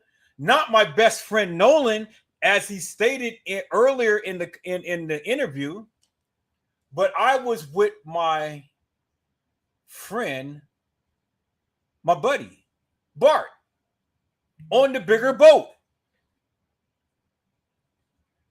That just lets you know, people, is the relationship that they had, and what he thought of Nolan. Because see, Nolan couldn't be on the boat with the girls. Nolan had to be on the secondhand boat with the fellas.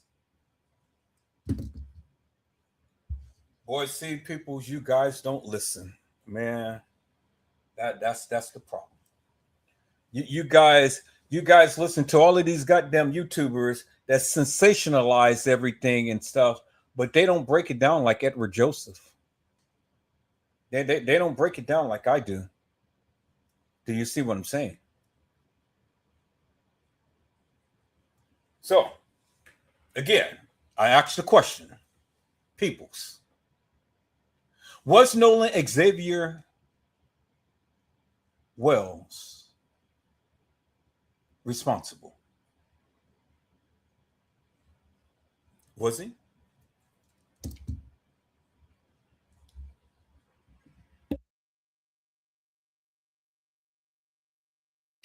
And so you guys get on, and I know a little bit more than the audience do because we went out there a little earlier because I wanted to see exactly what the drive was like, what the dock was like, how far it is out there. Of course. But I want you to tell, the audience, like, what was this trip like? How was the waters?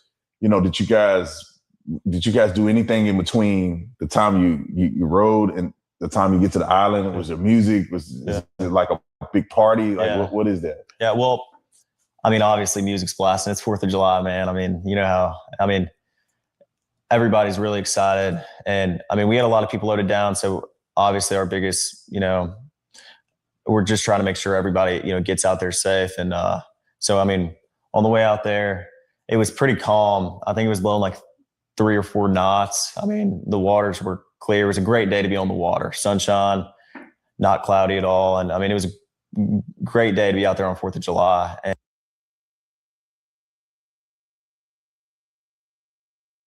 Okay, so if it was a great day to be out there on the water and the knots was like 4 knots or whatever and all like this, and it was a clear, sunshiny day and stuff, well, then what happened to Nolan? It wasn't like it wasn't like Zaria Walls out there in Chicago that was riding on the boat in a speedboat at that, and riding on the whole of the boat, you know, and trying to look pretty and taking the selfies and things and stuff. They wasn't in choppy waters, peoples. They wasn't like the boat when Jesus was on the boat with his disciples, and the winds and the waves shall obey thy will. Peace be still. Peace be still. Oh, peace be still. Whether the wrath, whether. See, the wrath, the winds, and the seas billow rose wasn't raging peoples. And his disciples had asked Jesus, Master, carest not that we perish? Peoples, he described a calm sea. So, you got thousands of people out there lining the shores.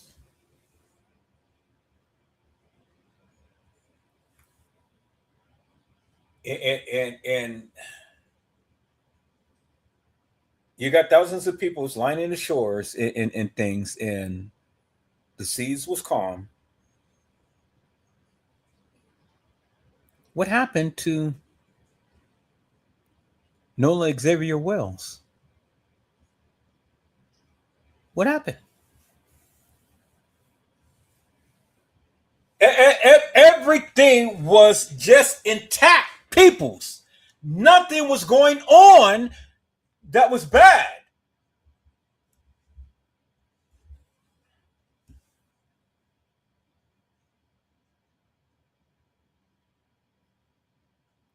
Gina to you said maybe it was a perfect day with no distractions, when everyone is focused upon the fireworks. Well, that could very well may be, but then I go back to the simplistic question that I've been asking since the beginning of this live: is what happened to Nolan Xavier Wells? Because if everybody is focused upon fireworks and everybody is focused upon this and that and the other, how could all of these good, wholesome, responsible people come home and he's the only one that didn't?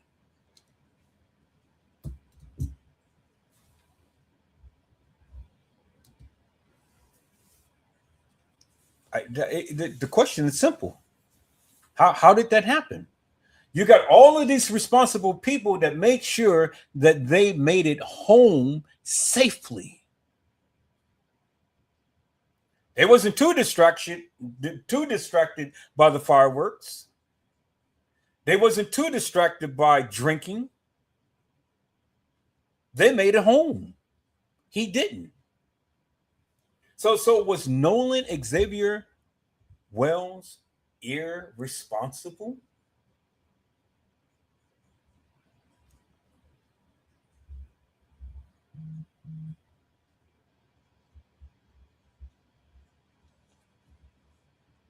And so, I mean, we followed each other out, and I mean, it was calm. It was calm. On the way back, it was a little more rough, but it was not anything all my buddies' boats couldn't handle, or like it wasn't like we were getting really beat up or anything. I mean, it was pretty calm. And so you guys get out there I'm assuming that you line the boats up, because I'm envisioning the picture of getting out there and there's hundreds of boats. Mhm. There's thousands of people. Yeah. So it wasn't just you guys on a deserted island with Of just course not. a few people. There's just thousands of people out there. Right, And correct. there's a lot of people doing what? What does it look like when you first pull up? I pull up, and we pulled up at 10:30. I mean, it wasn't, early afternoon. I mean, it wasn't, but 10:30 is, still pretty early in the day. And when we got there, there was already 3 rows of boats lined up all the way, like I said, until I could see. And And you're talking, when you say all you can see, you're speaking about miles yeah, of boat. When we Yeah. went out there earlier, or not Miles. earlier today, but when we went out there, the island is massive. correct. I mean, it's just several miles long. Roughly 10 to 12 miles. I mean, it's, So you think that the boats were stretching from one end to the next, or a small area of about a mile or less Yeah. than a mile of boats? well, I mean, I think there was boats all the way around the entire island, but I think some spots were more popular than others. Like the West Tip is usually very, very crowded on the 4th of July, and everybody knows that. So that's where a lot of people park because they want to be around other people. And the East End's a little more, there's not as many people, but there's still a lot of boats out there. I mean, it's not like every area of Horn Island was covered 100%. Wow. So you get out there, y'all jump out. What do? When I say jump out, you obviously not just sitting on the boat. The island is there. Like, what exactly are people doing there? Like, are you spending more time in the water, on the island, in the boat? Like, how is that look out there? I mean, everybody, as soon as you get there, there's people on boats, grabbing drinks and, food, whatever else. Everybody is fully prepared for the 4th of July. They bring, all the drinks and food that they need because, they've been preparing for 4th for a little while now. But when we got there, I helped my buddies tie the boats up because the tie line was right here, the Palm Beach was in the middle, and then the Triton was on the outer side. And there was about a drop off from where the bow was. If you jumped off the bow, you were probably about neck deep in water. But if you got off the stern, you were probably waist deep in water. But when we got there, we tied up, got, bow and rear anchor set, and we tied up all the boats, made sure they were good, and everyone just got on the water. And then eventually, next thing you know, it's our group. And then, next thing you know, there's 50 other people around us. And then it just grew and grew as the day came on. And, that's just how it was. Everybody's drinking, it's 4th of July. Everyone's just trying to enjoy themselves. And, it's a big party, basically. Big party. Yeah, so y'all pretty much having a good time. Just like anybody would imagine, 18-year-olds, probably Right. 20-year-olds, Right. college students, Right.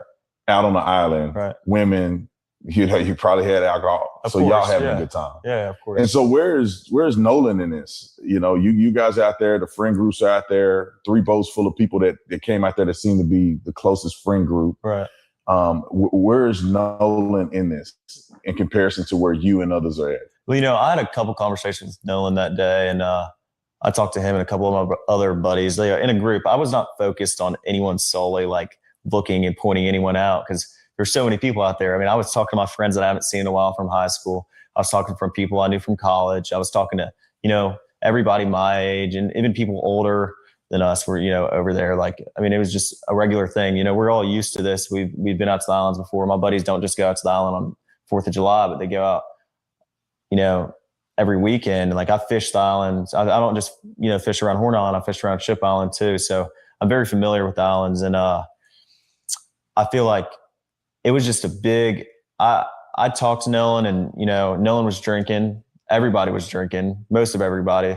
And Nolan seemed completely fine every time I talked to him. We had just regular conversations, and, Nolan was making me laugh. I had a couple conversations with Nolan and Javon, Nolan and my buddy James, Nolan. And I could tell you, I talked to Nolan a couple times, but it wasn't like I was strictly sitting there talking to Nolan the whole day. There was hundreds of people I knew out there. So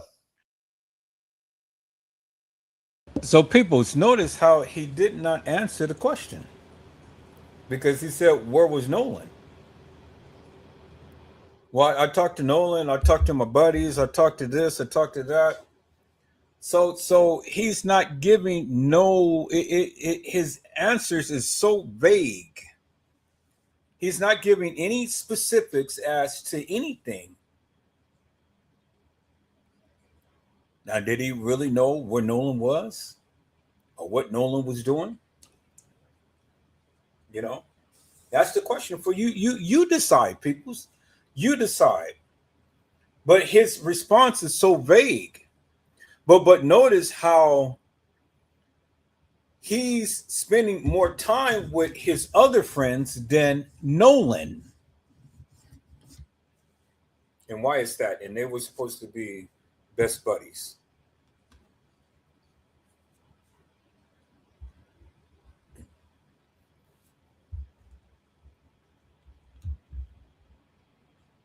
Yeah. And Nolan said something interesting. You told me about this. Something he said to you, I would say would be indicative of y'all's friendship. Right. And then he also mentioned something to you about that particular day and what it meant to him. Right. And could you share that? Right. Yeah. So Nolan and my buddy Javon are talking, and I grew up with Nolan, and Nolan's just like I said, like just so joyful, like always happy. Like every picture I have with Nolan or picture I have of Nolan, he's smiling. I mean, like he's always happy. If I always need like a shed of light, I'm calling Nolan. And Nolan and I laugh and joke a lot. Like that's how our friend group is. We're really jokingly laugh. No one takes anything that serious. We enjoy our time together. I mean, there's never any awkwardness within our friend group. We're very, very tight. So if I ever need to get something off my chest or talk to anybody, I'm talking to all my friends. I'm not just talking to like specifically anybody. I would go out, like even if I'm having issues with something, I go talk to my group chat, and my guys are there to, give me a hand anytime I need it. And all my guys are, all my buddies are the same exact way. Nolan was the same exact way. If you ever need something, I'm here, man. Like that's how he was. So. And then you guys get ready to leave prematurely. Right. And like explain that, because you guys got there around 10. Yeah. It's now 4:30. Right. People are still out there partying and Correct. they're having a good time, but something happened to where it necessitated you guys to get the boat up and running. Can you explain that? Yeah. So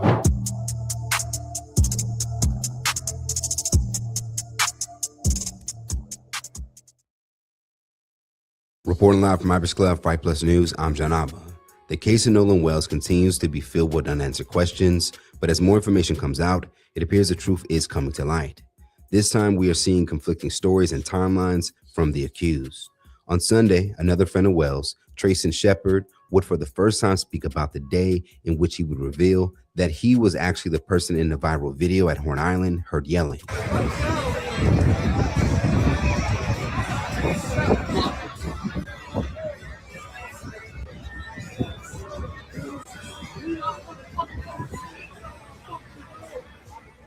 In a new interview with Rolling Stone, Shepard would go on to admit that he wanted to fight someone after they would comment on he and his girlfriend arguing.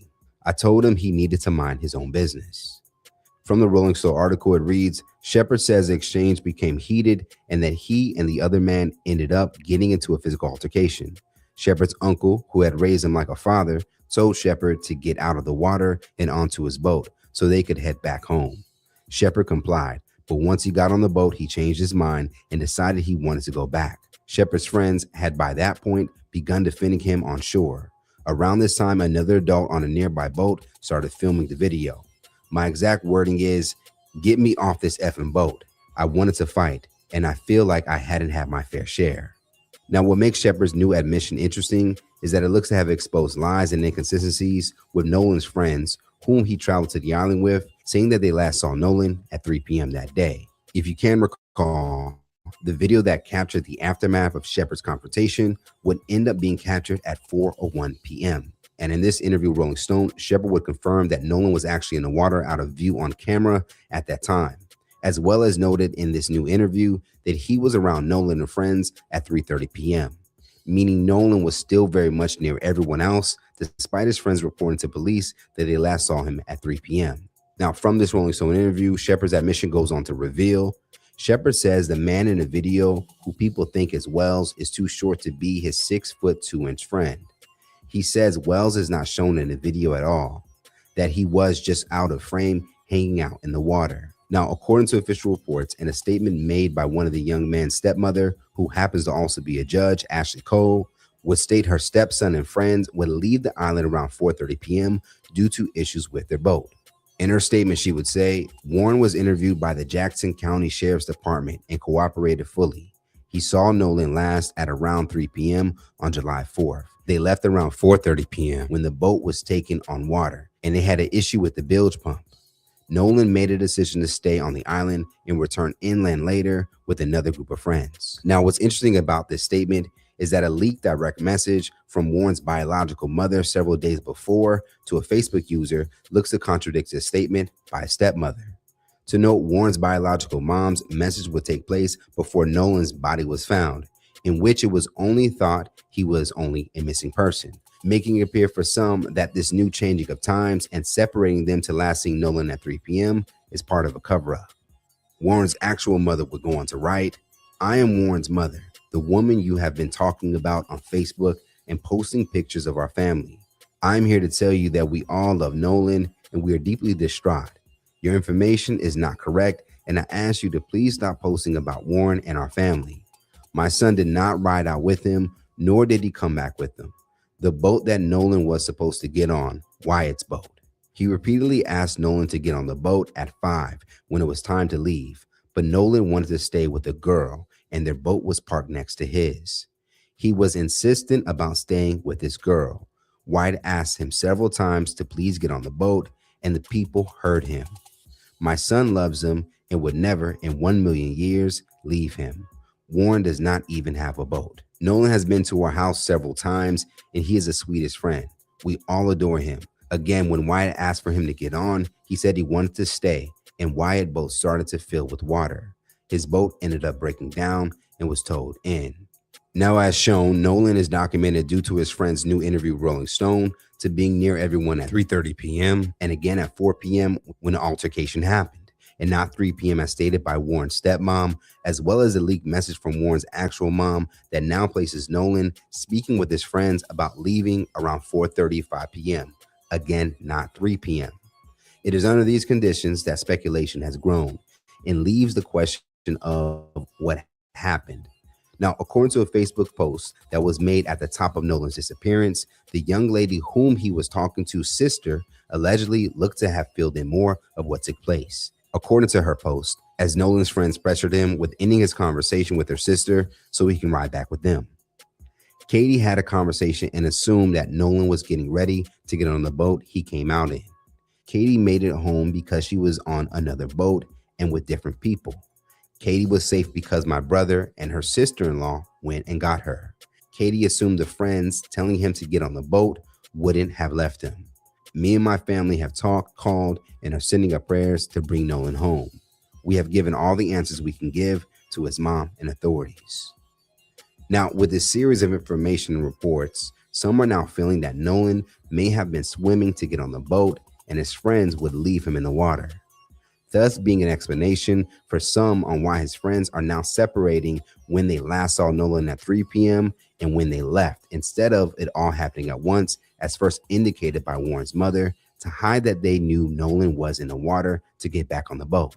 Now, if this isn't the case and only speculation, then according to these statements and new interview, Nolan's friends would not see him for close to 2 hours, despite him still being documented with being on Horn Island shore with Shepard and others at 3:30 p.m. and later at 4 p.m., right after Shepard's confrontation.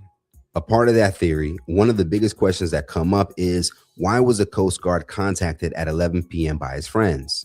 Leaving some to speculate that they knew Nolan was in the water when they last saw him, because for some following the case, it makes no sense that his friends would conclude Nolan was in serious danger and is in possible need of search and rescue, when according to them was last seen safely talking to a girl. To note, Nolan's father would state that he remembers seeing people camping on the island overnight when he searched for Nolan the following morning, meaning there was never a moment when the island was empty, meaning Nolan could have used another person's phone on the island if he was stuck. So what did his friends suspect about Nolan that night that would make them think of calling the Coast Guard? According to outlet WLOX, the first time the Coast Guard would be contacted about Nolan was on July 4th at 11 p.m., but it was later determined that it did not need their assistance. The Coast Guard told WLOX on Thursday, July 9th, that a friend of Wells contacted agency around 11 p.m., the night of July 4th. The Coast Guard would not disclose any information about the call to WLOX, but said it did not require Coast Guard assistance. A part of this, some are asking, what did Nolan's friends know, since Nolan had no way of contacting them after allegedly leaving his phone on the boat? Now, following this first report from the Coast Guard, they would eventually get involved the next day at 12:26 p.m. after being contacted by local police. The statement confirming this taking place would for some align with the theory that his friends knew he was in the water. As it reads, they were requested to search in the vicinity of Horn Island and not on Horn Island. At 12:26 p.m., Coast Guard Sector Mobile received a request for assistance from the Jackson County Sheriff's Office in search of a missing person in the vicinity of Horn Island. Sector watchstanders issued an urgent marine information broadcast and diverted a Coast Guard helicopter to search the area. Currently, as of this report, questions remain, like how did they know Nolan never made it back to land if they last saw him just talking to a girl? And again, why would the Coast Guard be a thought to call? As of now, many continue to speculate, especially after a new photo would go viral over the weekend and later debunked by Shepard of Nolan allegedly attending a pool party that night. According to another interview with ABC News, Shepard will go on to say that the pool party happened on June 27th, and this would also be verified by metadata according to Rolling Stone. Now, the same story would spread on Facebook and other parts of social media when a user would allege that Nolan was beat up at this party and later dropped back off on the island. The person would even claim to have spoken to Nolan's mother, in which Nolan's mother now looks to have expressed that the person spreading this story is not a close friend of his, as they claim, nor did they ever speak to her. As of this report, people following the story continue to wait to the now 2 autopsies conducted to better confirm what may have happened to Nolan that day. Reporting live from Ibis Club, Fight Plus News, I'm John Alba. Black people have got to stop hanging out with groups of white people. Breaking news coming out of Mississippi. It has now been confirmed that a young man who went missing on July 4th while partying with friends on an island has been confirmed to be 18-year-old Nolan Wells. Around 2 p.m. today, Wells' mother would confirm the unfortunate news with a post on her Facebook account. I want to thank our family, friends, community, United Cajun Navy, local law enforcement, and everyone involved for all the love, support, resources over the last few days. His father, our family, friends, and I are absolutely devastated. I'm heartbroken for my sweet son, who was always willing to cheer and uplift others. Nolan was a special soul. God took his time creating our son. I ask that you please give me and my family time to grieve. Now, for those who haven't been following, the story starts on July 4th on an island in Mississippi called Horn Island, where a group of teens and young adults look to have hung out on the remote island's beachfront, a part of the day celebration. Now, according to reports, a black teen by the name of Nolan Wells wouldn't end up coming home that day and was reportedly last seen around 3 p.m. on the island.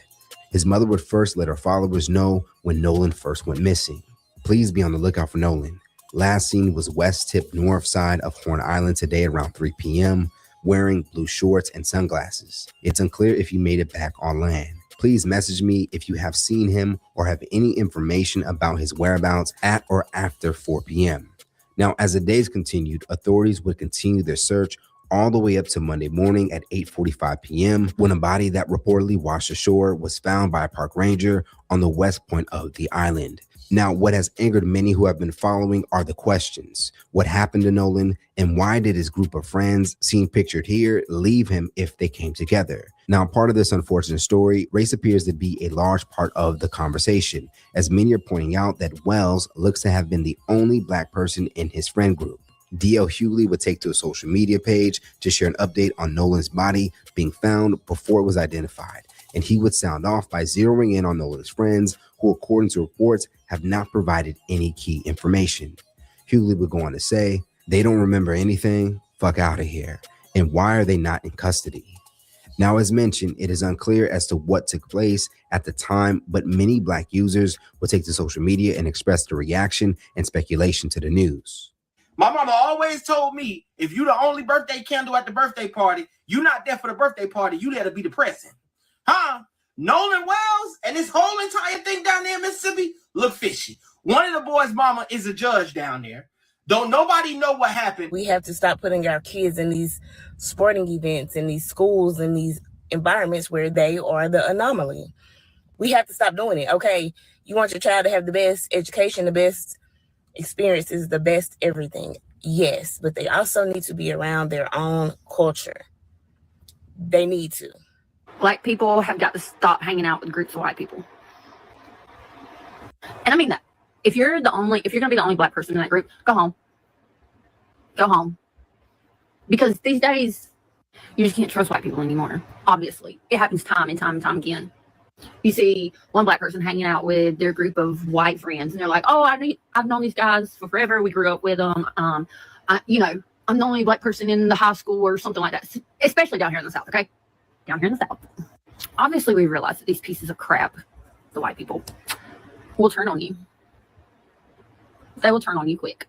And I'm sorry, but the whole, well, I thought he got on another boat. I didn't realize he was missing. Yeah, that's not sitting right with me, because what do you mean you let your friend just get on a random ass fucking boat? And everybody's in the comments like, oh, well, we boat hop. This is normal. Nobody thought to go with them. And if it was 4th of July weekend and people were drinking and you saw that your friend was drinking, may or may not have been drinking, why would you allow him to get on a boat if you weren't with them? And don't get me wrong, I've been on a boat. I know self-service is shit. Most people leave their phone on dry land because, shit be flipping over. But if he was getting on another boat and you knew that there was no other way to contact him, again, why would you not get on the same fucking boat? And it'd be different and all the boats were just docked in one little area and you guys were just swimming and, you saw in and out. But again, this just is not sitting right. And then y'all didn't realize he was missing until it was time for you guys to go home. Like, y'all didn't sit here and think, oh, well, shit, where is he? Where could he have been? Why is he not back yet? We're taking shots and he's not here to take shots with. Where's my boy at? Like, y'all don't sit here and ask these kind of questions. Like, there's a rule. If you came with me, you're leaving with me. Like, I brought you here. I'm taking you home. You guys don't live by that shit. Popular opinion, right? That young man, Nolan Wells, yeah, he was taken out by those white boys. Because who the fuck else would have done it? Like, there's one black boy on a boat with all white people, and the black boy is the only one that goes missing or ends up dead.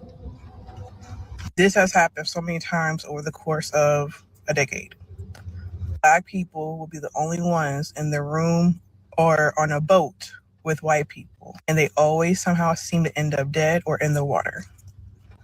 And to the people, it's always the white people who do this shit. They want black people to be oblivious to the lynchings and the killings and the racism that happens to black people.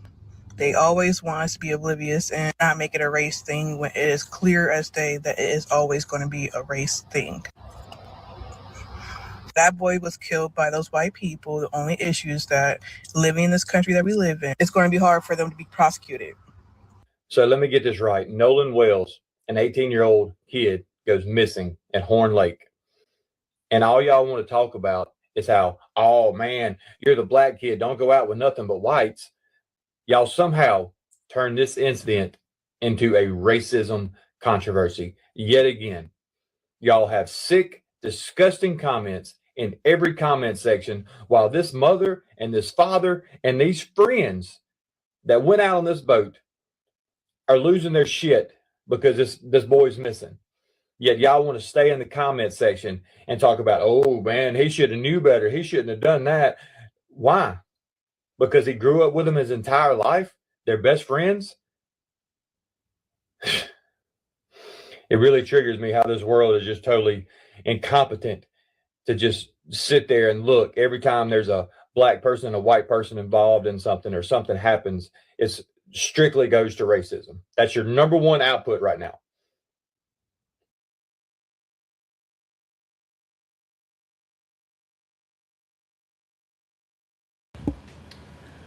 I don't quite know where this guy is from or what he has ever thought that the black people had to endure. I don't quite get his stance. Race is a factor in a lot of things that happens.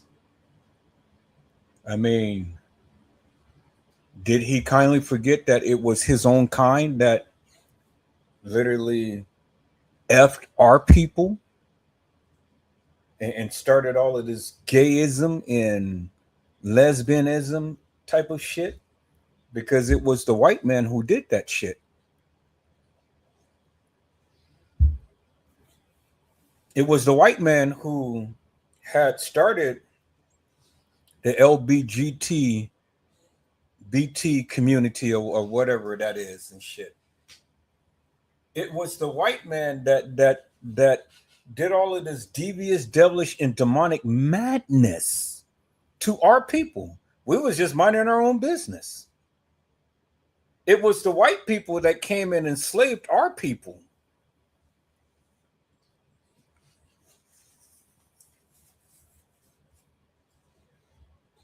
So, and he has the nerves to go talk about race. Well, I would say nigger, please, but he's not a nigger. He's a white man. A white man that don't understand. All right, people, I'm going to share this real quick, and then we're going to get out of here. But we'll be back.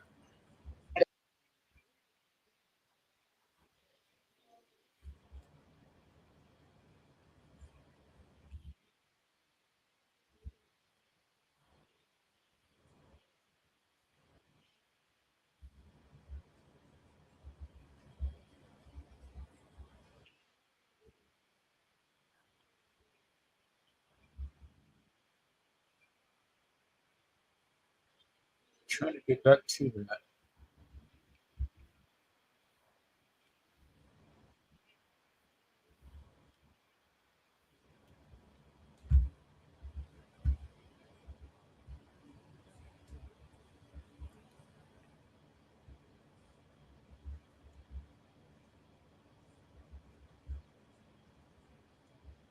Oh my God, y'all. The Nolan Wells story just got even deeper. Guess who he was kin to? Ida B. Wells. You know, the legendary journalist and civil rights icon? Oh my God, like, what the fuck? His family just posted this, so it has to be true. And for those of you who don't know who Ida B. Wells is, she is legendary. Like, she literally spent her lifetime exposing injustice and fighting for civil rights. And she refused to be silenced. And this just opens up a whole conspiracy because, like, it makes you wonder, like, did they know that he was related to her? Oh shit, this is crazy. I wonder if they knew. And the reason why Nolan has a different name from his mom and dad is because when he was born, the mother and father decided to give him his mother's maiden name to keep her legacy of the Wells family. Ida B. Wells was born in Holly Springs, Mississippi, and Nolan was from Ocean Spring, Mississippi. It all makes sense now. If this is true, this case has made a major turn. Oh my God.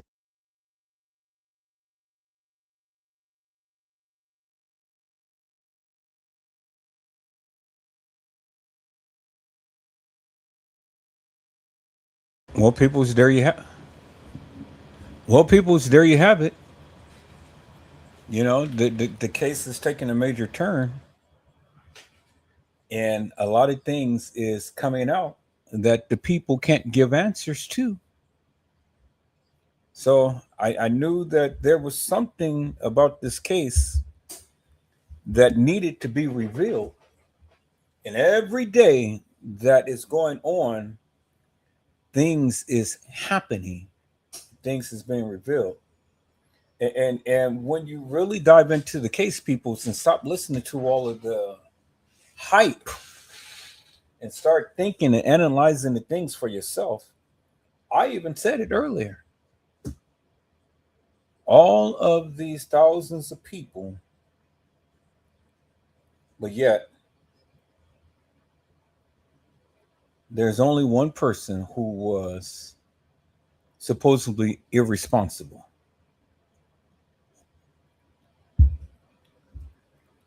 And he didn't make it home. And either he's irresponsible or he was put in a situation that was beyond his control. And it's just like what the white girl had said: stay away from those white crackers. especially down in the South, because they mean you no good. They'll turn on you. And that's exactly what happened. Peoples, I hope I had said something to encourage your hearts upon today. Tune in again next time to when Edward Joseph Let's Talk Live, Edward Joseph Kitchen, Edward Joseph Gospel Hour, Edward Joseph's Blessings Giveaway 2025-26 will come to you with something wonderful. I love you with the love of Christ, and there's absolutely nothing you can do about it. Peoples, mask up and be safe. And again, peoples, I will be back to further talk about this Nolan Xavier Wells case. I just begun. But now I got to run. And so, peoples, I hope and pray that you share this live. I'm going to be making clips of this and stuff, and I'm going to be posting it up on TikTok and different things and stuff. You know, got to get my little voice out there and stuff so the people can understand where Edward Joseph is trying to convey to you all. Don't be ignorant to the fact, peoples, and don't believe the hype. The truth is being revealed. You just have to have an attentive ear and eagle eyes to be able to hear and see the madness. All right, peoples, you guys be blessed and get your rest. And if the Lord says the same, I'll see you soon. God bless you all. Thank you for watching.